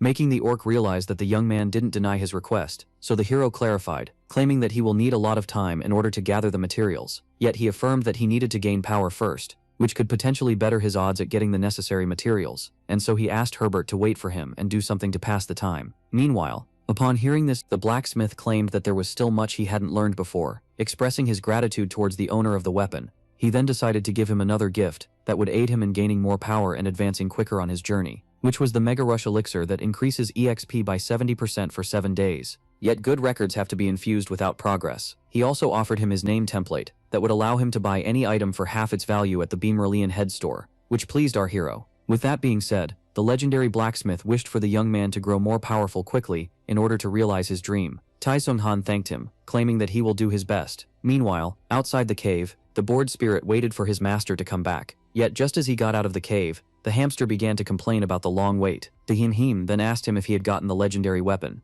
The hero confirmed, explaining that it needed to be completed. With that matter being settled, our hero was now free to farm the EXP he had lost once again, which annoyed the hamster as it wasn't amusing. But just then the hero received a notification, which left him annoyed as it made him remember a certain problem. Sig Freed was tasked with going to his new kingdom, where his new subjects awaited his arrival in order to become their first king. After some time, our hero was now on the forest path leading to the Proa kingdom that he was to rule in the Proatine region. Hamheen quickly called out the place for being miserable, as it didn't even possess a gateway. Tae Song Han was greatly annoyed as he was supposed to govern the people of such a backward region instead of freely farming EXP, and so he began to angrily complain, which Hamheen asked him to stop as it began to even disturb him. Yet the debuff master affirmed that he had every right to do so, seeing how much time he had lost with the great event and the treasure hunt. Hamheen tried to calm him down by claiming that becoming king was something great, and that he might be rewarded for being a good sovereign. Yet the adventurer affirmed that he didn't want the heavy burden of the crown, as no rewards for ruling well were guaranteed. And just as he began to complain about how annoying everything related to kingdoms was in the game,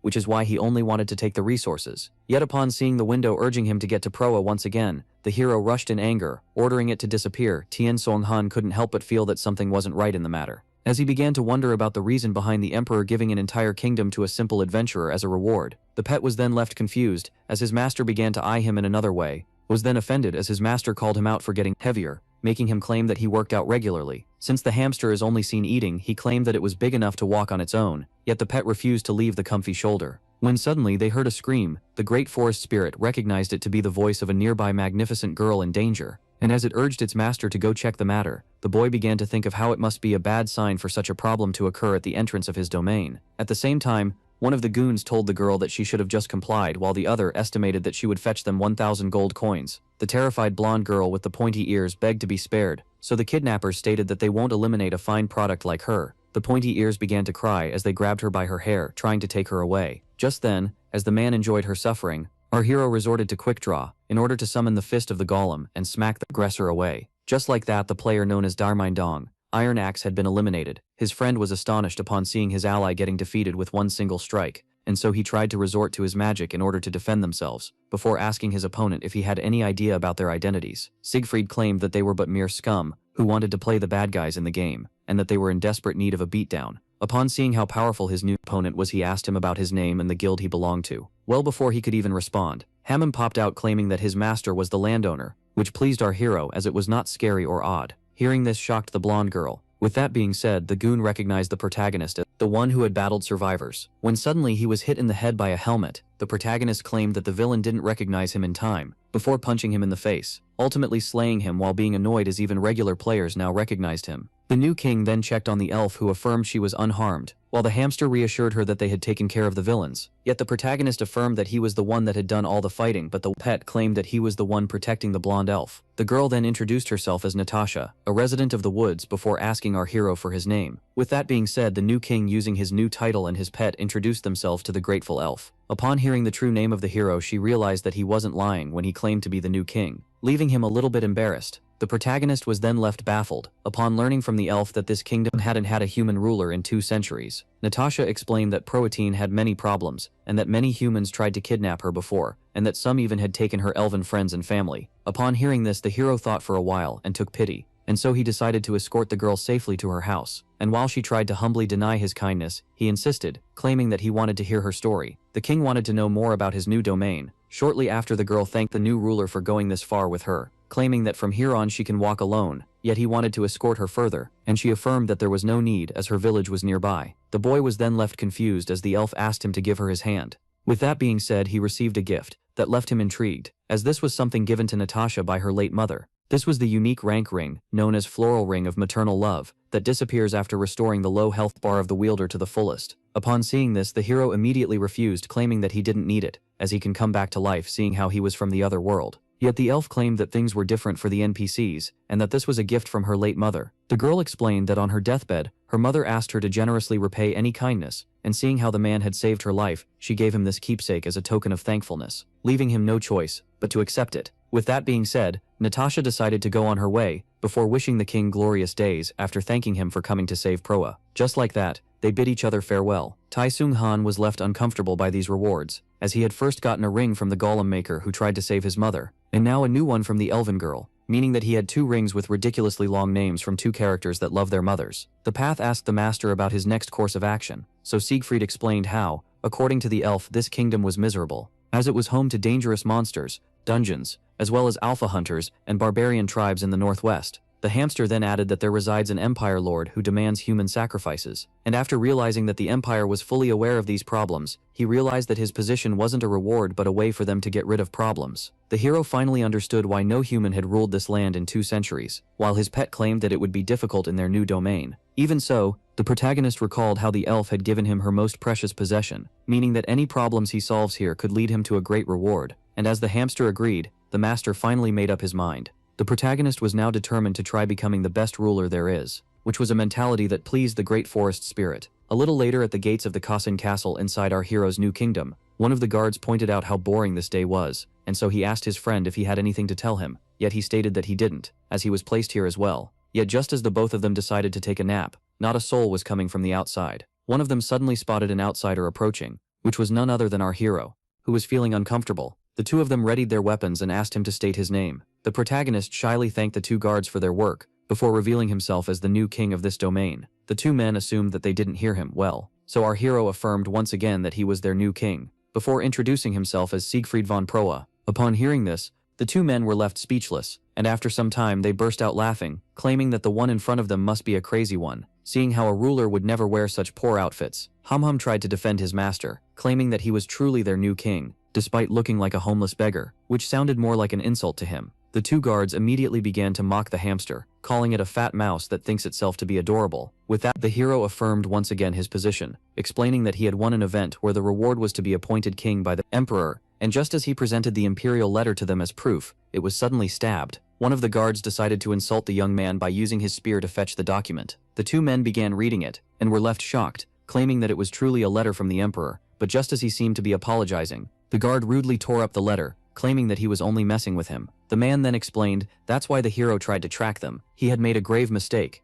as the person despised most by the subjects of this kingdom was none other than the ruler of the empire himself. The 2 men then pointed their spears at him, explaining that the superiors did notify them of his arrival, and even if he was the true king, they would never accept him. Upon hearing this, the hamster quickly got off his master's shoulder, knowing what was about to happen, as he had realized that words were of no use, and so he ordered and threatened the soldiers to bring him their higher-ups at once. With that being said, the triggered guards charged at our hero in order to drive him away, yet the new king quickly dodged the spear before punching the first of the two men, and just as the second was about to attack him, he quickly grabbed the spear after the fallen one and used it to channel his lightning spur. The attack was so strong that it shattered the gate the two men were guarding. The guard was left baffled as the hero explained that despite not wanting to harm his subjects, he had no choice but to do so, as he had been attacked first. With that being said, the new ruler decided to establish order in his new kingdom. Chaos began to rise inside the walls of the castle. The guards charged ahead in order to arrest the outsider. As the debuff master attacked anyone close to him, the guards were doing their best in order to take him down. The hero then called them out for their weakness, claiming that it was the reason behind all the problems of this country. The red-headed man couldn't believe his eyes, assuming that the adventurer in front of him must be attacking the castle due to them wronging him in the past. One of the subordinates of the man named Roran claimed that the intruder could wipe them out before they could become able to neutralize him,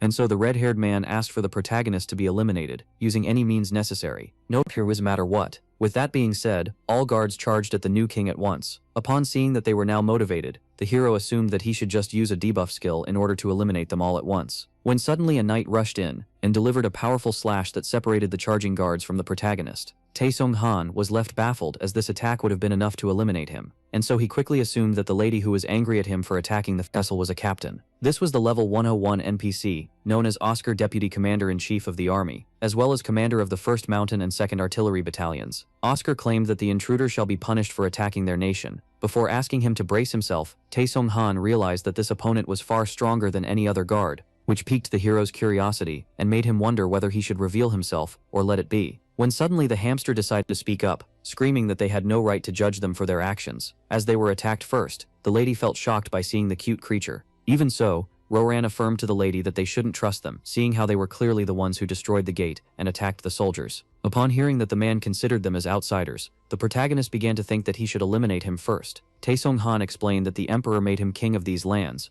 yet the guards at the entrance didn't believe a word he said and made fun of him. Thus he was just acting in self-defense, which the pet confirmed. Lady Oscar didn't believe him, stating that he should have a letter from the emperor with him if he was telling the truth. So the hero revealed how the official document had been destroyed by the guards, leaving the one who had torn it apart afraid for his life. With that being said, the lady decided to check the protagonist's words by using a communication spell which her colleague was supposed to answer. But then she added that the protagonist would be greatly punished if he was uttering lies. The unfazed king accepted these conditions. Just then, someone from inside the castle asked about the reason behind all the noise outside. The servant confirmed to the noble that someone was fighting the guards claiming to be the new king, which surprised the man as he had truly arrived. And when asked if he knew about the new king's arrival, the fat man confirmed, claiming that the capital told him weeks ago. The noble claimed that the commotion wasn't worth such a pointless matter, yet the servant affirmed that it had importance if it concerned the new king. The aristocrat then claimed that he will sweet-talk the new ruler and have him either banished or eliminated, though the servant affirmed it to be pointless as he was a player. This angered the noble and made him ask the servant Batista about the one he pledged loyalty to, and when he was asked if he was now servant of the new king, the man got scared and affirmed with the noble that he would only serve him the fat one, then had a hard time climbing the stairs, as he affirmed to Batista that this country didn't need any new king, as its rightful ruler was none other than him, Count Beerman, a lord of Proa. With that, the count asked for the presence of the hunters that same night, as he had a new target for them. Shortly after, Lady Oscar bowed before her new king. Her and the rest of the guards were on their knees in front of the protagonist Roran, quickly asked his new majesty to overlook his insolence, while the lady claimed that she will accept any punishment he deems right. With that being said, the hero affirmed that they should have trusted his words from the start, while the angry hamster called them out for bowing, now after trying to kill him, and while he affirmed that and they disgusted him, the hero realized that the pet had been losing cuteness, yet to the hamster's shock, the master decided to forgive the guards for their insolence. Thus the man thanked him. Ronan was particularly thankful for this mercy, yet the hero had his terms. He wanted the two guys who made fun of him to ask for his forgiveness in public. By dancing naked in the middle of the city, Ham decided to add to this punishment by stating that Ronan should also partake in it as well, by dancing naked between the two of them, leaving him baffled. With that being said, the hero decided to make his way into the castle,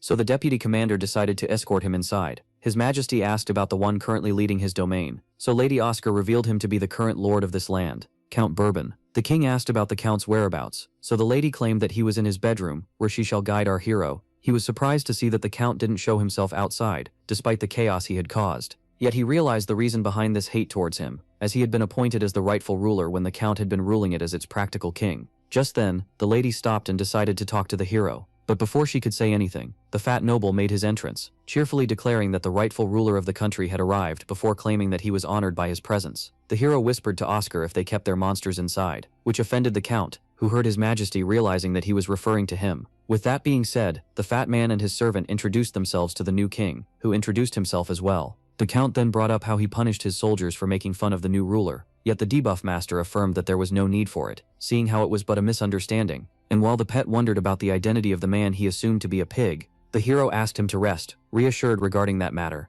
and so the fat man praised his new ruler for his great kindness. The count then invited the king to enjoy the feast made in his honor, and when the pet demanded nuts from the pig, he clarified that he was Bourbon. As she watched them walk away, the deputy commander put on a concerned expression. Later that same night, the hamster affirmed that it had been a long time since he ate his fill like this. The hero began to think of how unexpected it was from the count, a comfortable guest bedroom until his own had been prepared. Ham asked his master to relax, yet the protagonist wanted to take a look at something first, and when asked about it, he claimed that it was the report he asked for on the present situation of his new kingdom. Upon reading it, he realized that the domain had many problems, as it had many areas deprived of greenery. He also had very few subjects in his kingdom who suffered from miserable infrastructure, and possessed very few potentials such as Lady Oscar, meaning that Proa was dying from the inside. With that, the protagonist finally understood why his subjects despised the emperor, as he didn't help with their problems despite knowing about them. Even so, the protagonist possessed the Proa Protection Act that would shield him from invading guilds like Genesis for 3 years, yet he knew very well that there was much work to be done, making him wonder if he should clear the nearby dungeon as a start. But just then, he felt alerted and used Quick Draw,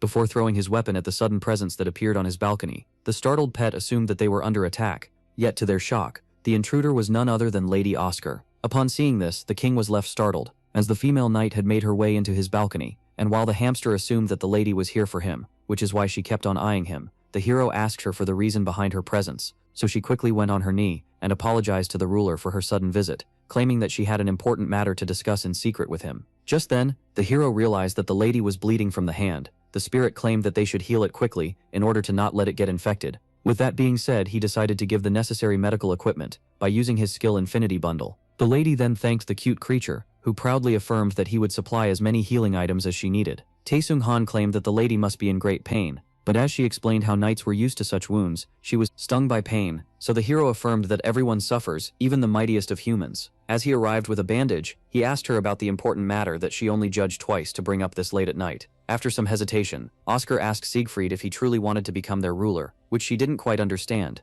and so she humbly explained how one needs the determination to rule this land, which is why it had been deprived of a king for 2 centuries. Oscar then advised the man to rid himself of his title if he wasn't serious about it. After some time, the hero apologized for breaking up the seriousness and asked the knight for the reason why she was holding his hamster, which she couldn't explain, so the pet claimed that she had fallen for his cuteness. With that being said, despite knowing that her next comment would be rude, she claimed that the ruler must be aware of how serious the situation is. With that, the debuff master affirmed to the knight that he understands the reason behind her worries, and so he reassured her that he will do everything in his power in order to rule his new domain. Well, before formally swearing it, the lady asked if she could really have faith in his words, which he confirmed, and when she asked if he was truly telling her the truth, he confirmed once again. Yet when she asked for a third time, he expressed that her behavior annoyed him, and so she excused herself while the pet claimed that his master's appearance made him hard to trust. With that being said, the lady decided to cut straight to the chase, as the hero, as it meant that he had finally earned her trust. Yet to his surprise, she began to warn him about the lord of this land. Sig Freed explained that he disliked the man, but couldn't find a reason for her to tell him this, as she was serving the man, and he was a new ignorant ruler. Just then Oscar's expression darkened, and so she affirmed that she is only loyal to the kingdom itself and its people, not the count, and actually explained that the fat noble didn't deserve any kind of trust, as he exploits people and imposes heavy taxes upon them. Yet the protagonist was particularly shocked upon hearing that the count manipulates adventurers in order to force elves into slavery. The count was originally a capable and corrupt official at the central government, who was bounced from it as his misdeeds had surpassed his good actions. With that, he was appointed as the lord of this land, and sought to strengthen his power and authority by working with the elf hunters, with the terms being simple as the hunters would slay any elf near the castle in exchange for the count's blind eye regarding their crimes. Recently, the man even began to give the hunters a share of the tax, claiming it to be for the sake of maintaining order. The fat noble would even regularly send 10 of the kingdom's subjects as a sacrifice to the vampire lord, claiming it to be necessary to avoid its wrath. And while the hero realized that the lord of his kingdom is more corrupted than he had anticipated, the hamster was left angered by his malice. Oscar was then left shocked as the hero affirmed that he will eliminate the evil count in order to rid himself of the root of many problems. So the lady explained that despite being a despicable ruler, he had somewhat of a good reputation, claiming that taking him out would greatly anger the courtiers and the populace. So the hero asked her if she truly believed that someone who offers his own as tributes to vampires was really the one holding the kingdom from falling apart. The The lady tried to clarify herself, while the hero knew very well that she wanted him to start slowly, yet he affirmed that he usually attacks first, then reflects on his actions. The protagonist then explained that he had promised a particular individual to cure this kingdom. With that being said, the king decided to go on his way to the night's shock. The hero claimed that they had a traitor to slaughter. Later on, someone having a fancy dinner was baffled by the price the others demanded. A man from the Elf Hunters Guild demanded 5,000 additional gold coins. This greatly annoyed the count, who claimed that the hunters were trying to abuse the kindness he was showing them. Yet the man explained that the original task was to take down monsters, meaning that what the count asked was another side job. The thug claimed 5,000 was the least he could do if he was asking them to take down a monarch. With that being said, the annoyed fat noble had no choice but to agree. But just as he did, a loud sound was heard. All were left intrigued, so the startled count asked Batista about the cause of the loud bang. Just then, the door had almost been shattered, making the noble terrified. And just then, as the sound echoed once again, someone claimed that the door in front of him was strong. Just like that, the hero destroyed it and barged into the room. Sig Freed called out the lord of his land for eating after having been to a feast. The count was shocked to see his king arrive. Taesung Han claimed that the man's servant who asked him to flee was very loyal, seeing how he tried to forbid him from entering by giving many excuses, before stating how funny it was to catch the man in the middle of his deal to take his life. Yet as the man claimed that this was a misunderstanding, the hero took a menacing tone, claiming that he just wanted to converse with the traitor. He then dropped the servant on the ground, in order to have his supposed conversation with the noble. The man wanted to clarify himself, which greatly amused the protagonist, as he was going to try to explain himself meeting the Elf Hunter Guild in the middle of his own castle. The count claimed that they were all friends, but the hunter asked him to drop the act as they had been discovered. He then asked his business partner if the protagonist was truly their target in a mocking tone, claiming that he wasn't but a kid. This greatly angered the hero, who ordered him to stay silent, claiming that the adults were having a conversation.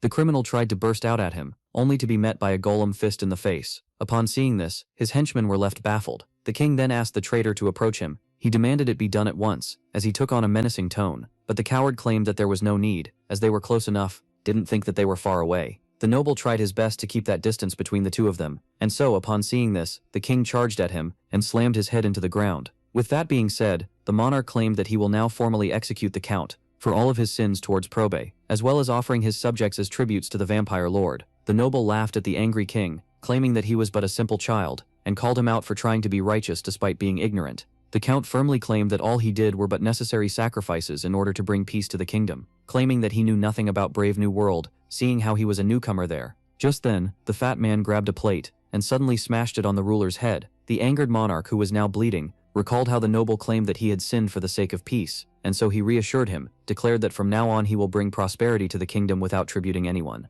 And so he asked the fat man to witness his prowess from the depths of the fiery pits, before finally smashing his head. Just then, Lady Oscar arrived, and was left shocked, as the king had truly executed the corrupt noble. The pet reassured her that despite his master being a hothead, he always had a strategy in mind, yet even so, he himself wasn't certain of those words. Ham then claimed that the protagonist always keeps his promises, which made him sound even less trustworthy to the lady. He actually decided to shake off any doubts, thinking that she must showcase her loyalty to the new king who killed the count due to his faith in her. Yet as she began to think of her duty, a spear was launched at her, and so she dashed forward and broke it with a single kick. But as the knight apologized for arriving late, her face began to blush upon hearing the master praise her for her magnificent kick, so she explained how she had forgotten her weapon. So the protagonist decided to give her his greatsword, claiming that she must have the ability to wield it. The hero then reminded her that he shall only be doing daring steps from now on. Oscar knew very well what he meant. Sig Freed explained that they should take care of the hunters first, as he despised having such disgusting creatures in his home,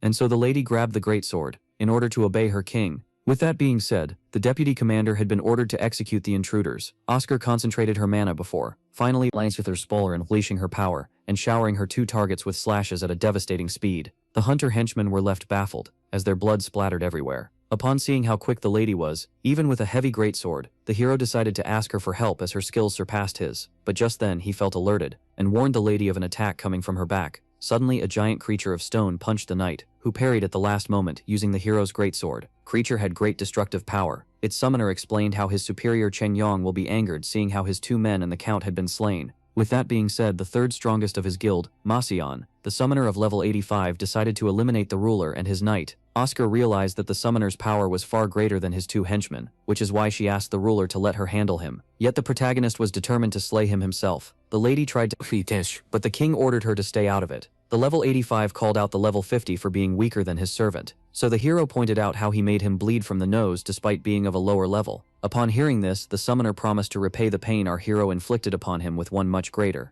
And so he asked his creature forearms to kill the protagonist at once. But as the golem charged at him, our hero raised his hand and activated his skill Supreme Contempt that allowed him to inflict more damage upon stronger opponents. With this skill being activated, the hero took advantage of the fact that he was 35 levels lower than the monster, in order to demolish him with a single punch. Upon seeing this, the summoner was left astonished, as his powerful creature had fallen in front of one attack, delivered by a mere level 50 beginner. Sig Freed affirmed that the summoner will receive the same fate as the summoned, filling him with fear. And just like that, atrocious screams of pain were heard from inside the castle. Non-playable characters were different from players, as they didn't possess the rune of transcendence that allowed them to comprehend or see levels, yet they could still grasp one's power by feeling the amount of mana he possesses. Which explained why the lady looked baffled. Oscar couldn't believe her eyes, as her king had taken down an adventurer far stronger than him in a single blow, making her assume that there was a problem with her senses. The power of the protagonist was so great that she couldn't even sense it right. Suddenly she found herself blushing as her liege came in to check on her, and while she affirmed that she was unharmed, the man explained that it doesn't seem to be the case. The flustered lady demanded an explanation, so he showed her her bleeding hand, claiming that her injury had reopened upon parrying the attack of the golem. And while the embarrassed knight demanded the hamster's bandages, the pet called out his master for failing to protect her, which surprised the hero. The knight explained that it was her job to protect the king, before pointing out how she was only causing him to worry now,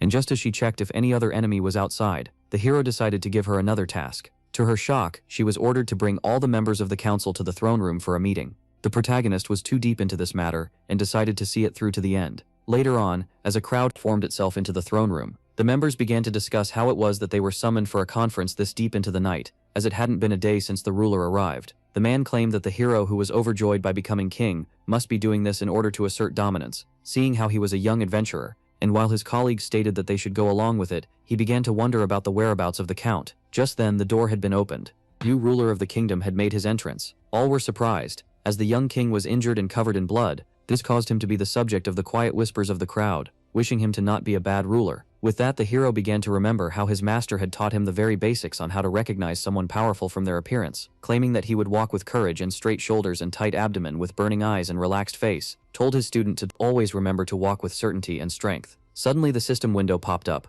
Has acquired a new quest known as Sit on the Throne, which was exclusive to rulers and that consisted of taking seat on the throne in order to give a skill to the royal title. Upon seeing this, the hero realized that it had something to do with his status as the new king of Protein, which was a legendary title with no special effect. The protagonist assumed that the best thing about the title was just its name, hoping that the powers the title would get would be somewhat decent, and so he sat on the throne, allowing him to complete the quest. When suddenly Force of the Lord had been triggered, and his title of ruler had gained new powers that only worked in his domain, that increased his EXP farming, as well as giving him 10 levels, as well as additional levels depending on his own. Upon seeing this, the hero was left amazed as he had gained the ability to jump levels without doing anything. Just then, the system alerted him of effects of Force of the Lord that could cause a power excess, yet the hero was quite understanding, hoping that it wouldn't be some kind of burden that comes with the crown. Suddenly, he felt a great pain coursing through his body as his level began to increase. As he kept on leveling up, Taesung Han cursed the company responsible for the game for making things so difficult. Even so, he decided to take on the pain,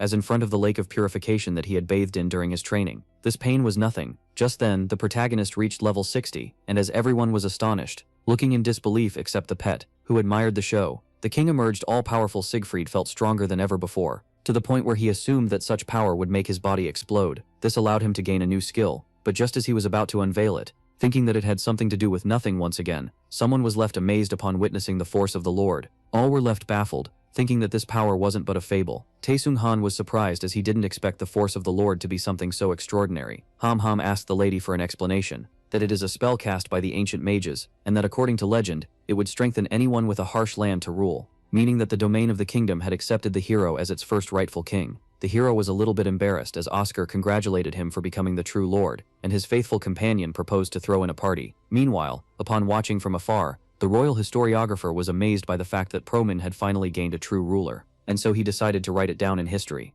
With that, the blonde man began to write a poem about Sig Freed, the true ruler of this kingdom, who had been crowned by the Force of the Lord. A little later, the hero, who had regained his clothes, stated that he was happy to meet them all before introducing himself, and explaining how he was designated as the new king of this kingdom, before presenting his excuses for summoning them at this hour. Yet the members of the council were happy to claim that they were all at his service, and that there was no need for apologies. Upon seeing their reactions, The hero realized that Force of the Lord had given him great influence as he made his first announcement regarding the former lord, who had been sentenced to death, which shocked everyone. The king explained how the count had used his power for evil, cutting deals with criminals, committing atrocities in the name of justice, and sacrificing to the vampire, as he claimed that he doesn't negotiate with criminals, and that order couldn't last if it's built on the misery of others. A noble claimed that this was out of proportion. The ruler explained that it might be the case, but also affirmed that he will choose death over criminals, roaming freely in his kingdom, and so he declared that no one shall oppose him from reconstructing and keeping the public order on his own. That was the will of the new king. He then turned to the female knight, and promoted her to commander-in-chief of his army, which she gladly accepted. For that, he ordered his new commander to assemble all the forces and get ready for battle,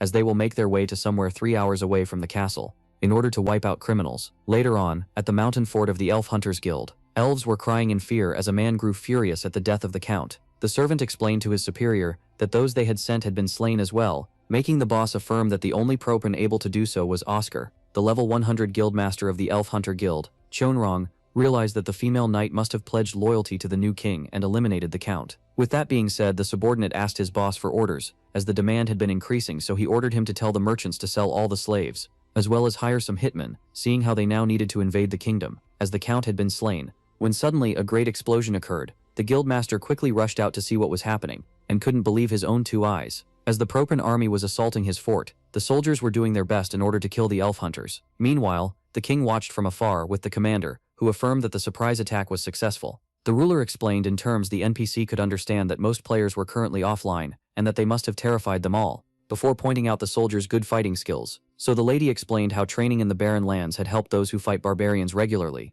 as Oscar affirmed that their forces were much stronger than other domains. The hero had a hard time believing her, seeing how easily he took them on. Just then the elf hunters decided to fight, seeing how they could respond while their opponents couldn't, and seeing how they had better equipment. The players were now more motivated than ever to slay the non-playable characters. The hero then pointed out how the commander had jinxed the army, so she had no choice but to confess that they lacked gear and skill, and so she drew out her sword, claiming that she shall descend on the battlefield in order to assist them. Yet the hero asked her to let the man handle this problem alone. Oscar was shocked, seeing how even if they won the battle, they would suffer great losses. So the protagonist explained that even if his army was still too weak, he could assist them in winning the battle, by using Zone of Mortality and Zone of Reality in order to reduce the enemy's defenses and nerf their stamina and mana. The players were left astonished as they had suddenly lost their strength. The hunters realized that they should evade instead of parrying, as one hit was enough to take them out. One of the men quickly realized that they were in the range of a debuff skill, and so he asked the others to flee as soon as possible. This left the ruler disappointed, as he could have gotten experience if the hunters were monsters, while Oscar asked him about the mechanism of his skill.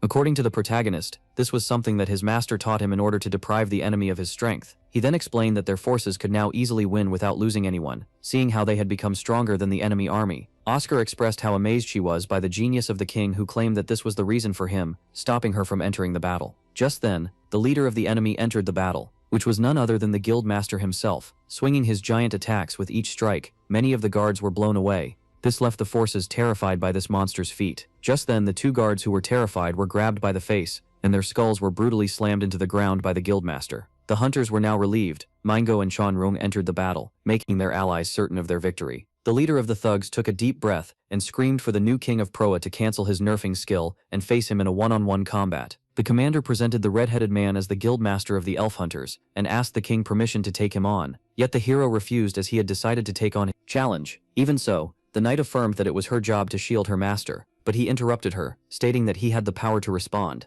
and claiming that he had a duty of his own just like her, as a true king must protect his subjects. This left the lady speechless, when suddenly the hero threw his cloak at her, claiming that he didn't want it to be torn off once again. The knight tried to argue, yet the protagonist had already summoned his weapon and decided to descend, and so he asked the people to stay alive for his sake, as he descended upon the battlefield, claiming that he didn't want to lose any one of his new people. Even so, Oscar was still concerned for her king's safety. Afterward, we see the leader of the hunters annoyed that the king and the commander had fled without the army, but just then the subordinate alerted him of something approaching. This shocked the guildmaster, as they quickly realized the identity of this new attacker, seeing how it wasn't the knight commander. With that, the king decided to use his lightning spear, making it bounce between the hunters in order to target their boss, as the subordinates warned him about it. But the leader of the hunters affirmed that he had nothing to be afraid of, as he reflected the blunt weapon using his giant axe. The protagonist quickly grabbed it, before using divine attributions, in order to deliver a powerful strike that the criminal blocked using his giant weapon once again. The king praised the man for standing strong,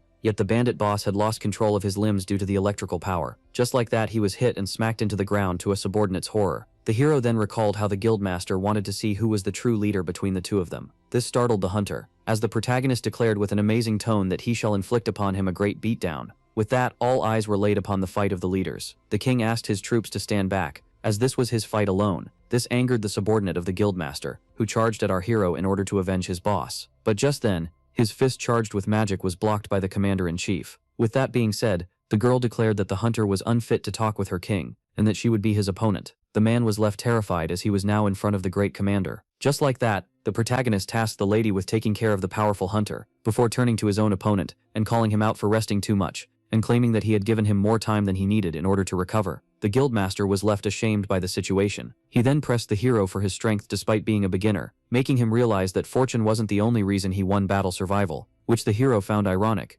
Seeing how he had almost killed the guildmaster with a single attack, the man then explained how BJ Raptor was rumored to have been defeated by someone using nerfing skills, before pointing out the one just used by our hero, yet the protagonist couldn't quite understand him, so the man unleashed his hidden power, before claiming that the hero managed to hit him with a lucky shot. Seeing how he had caught him off guard, the guildmaster, who had used the skill going berserk, affirmed that he would be fighting seriously from now on. Our hero was left amused upon seeing that his opponent was using a physical buff skill in order to counter his debuffs. With that being said, both leaders were now face to face. The axe wielder charged at the shield holder, only for the protagonist to quickly block his attack, before imbuing his blunt weapon with divine attribution, and delivering an upper strike to the guildmaster's chin. The man pointed out how the hero had used this skill on him before, which is why it wouldn't affect him any longer, as his skill enhances his physique and gives him total protection from attribute skills. With that being said, he delivered a powerful axe swing that our hero evaded at the last moment. Sig Freed realized that his opponent's arrogance was coming from his immunity, and so he began to think of how he needed to use a non-attribute nerfing skill,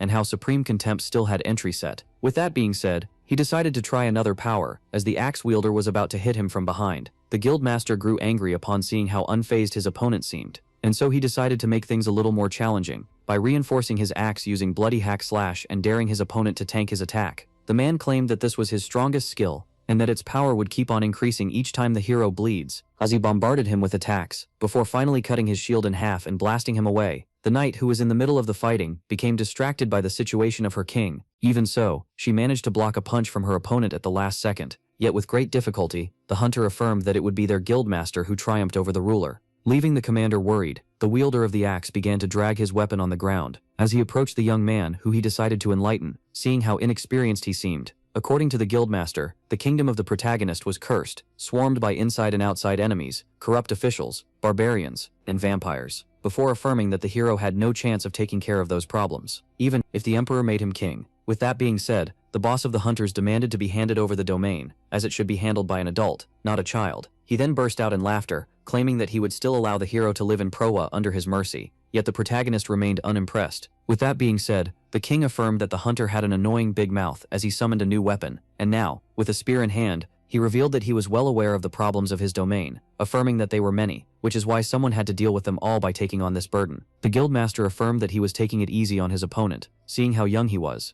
but upon seeing how his threats and words didn't reach the protagonist, he charged at him in order to eliminate him. But to the criminal's shock, he was unable to turn on his skill. Just then, he was kicked in the face and blasted away by our hero. Even then, he managed to regain footing on the ground, still wondering about the reason behind his inability to resort to his skills, and just as he began assuming that it was a glitch, seeing how he had enough mana, he suddenly noticed that he was in the middle of a magic circle. The protagonist claimed that his skill must have great efficiency upon seeing the reaction on the man's face. With that, the criminal was filled with fury, as it was none other than the debuff master using his new skill, Wave of Oppression, in order to cancel his skills using electromagnetic interferences. And so the middle-aged man burst out at our hero, calling him a hacker, which the king took as a compliment, before deciding to give him a word of advice. Tai Sung Han then threatened the man, regarding him enslaving elves and entering his domain, while pointing his spear at his face. The protagonist affirmed that the criminal would be tracked down, and just as the guildmaster began to insult the hero, claiming that he could kill him without using skills, he was left shocked, as he was now being targeted by the spear art of Shakiro. Like that, the guildmaster had been the victim of the first form, Lightning Flash, leaving him to die topless. Tai Sung Han was annoyed by the fact that his opponent didn't stop blabbering, even at the moment of his death,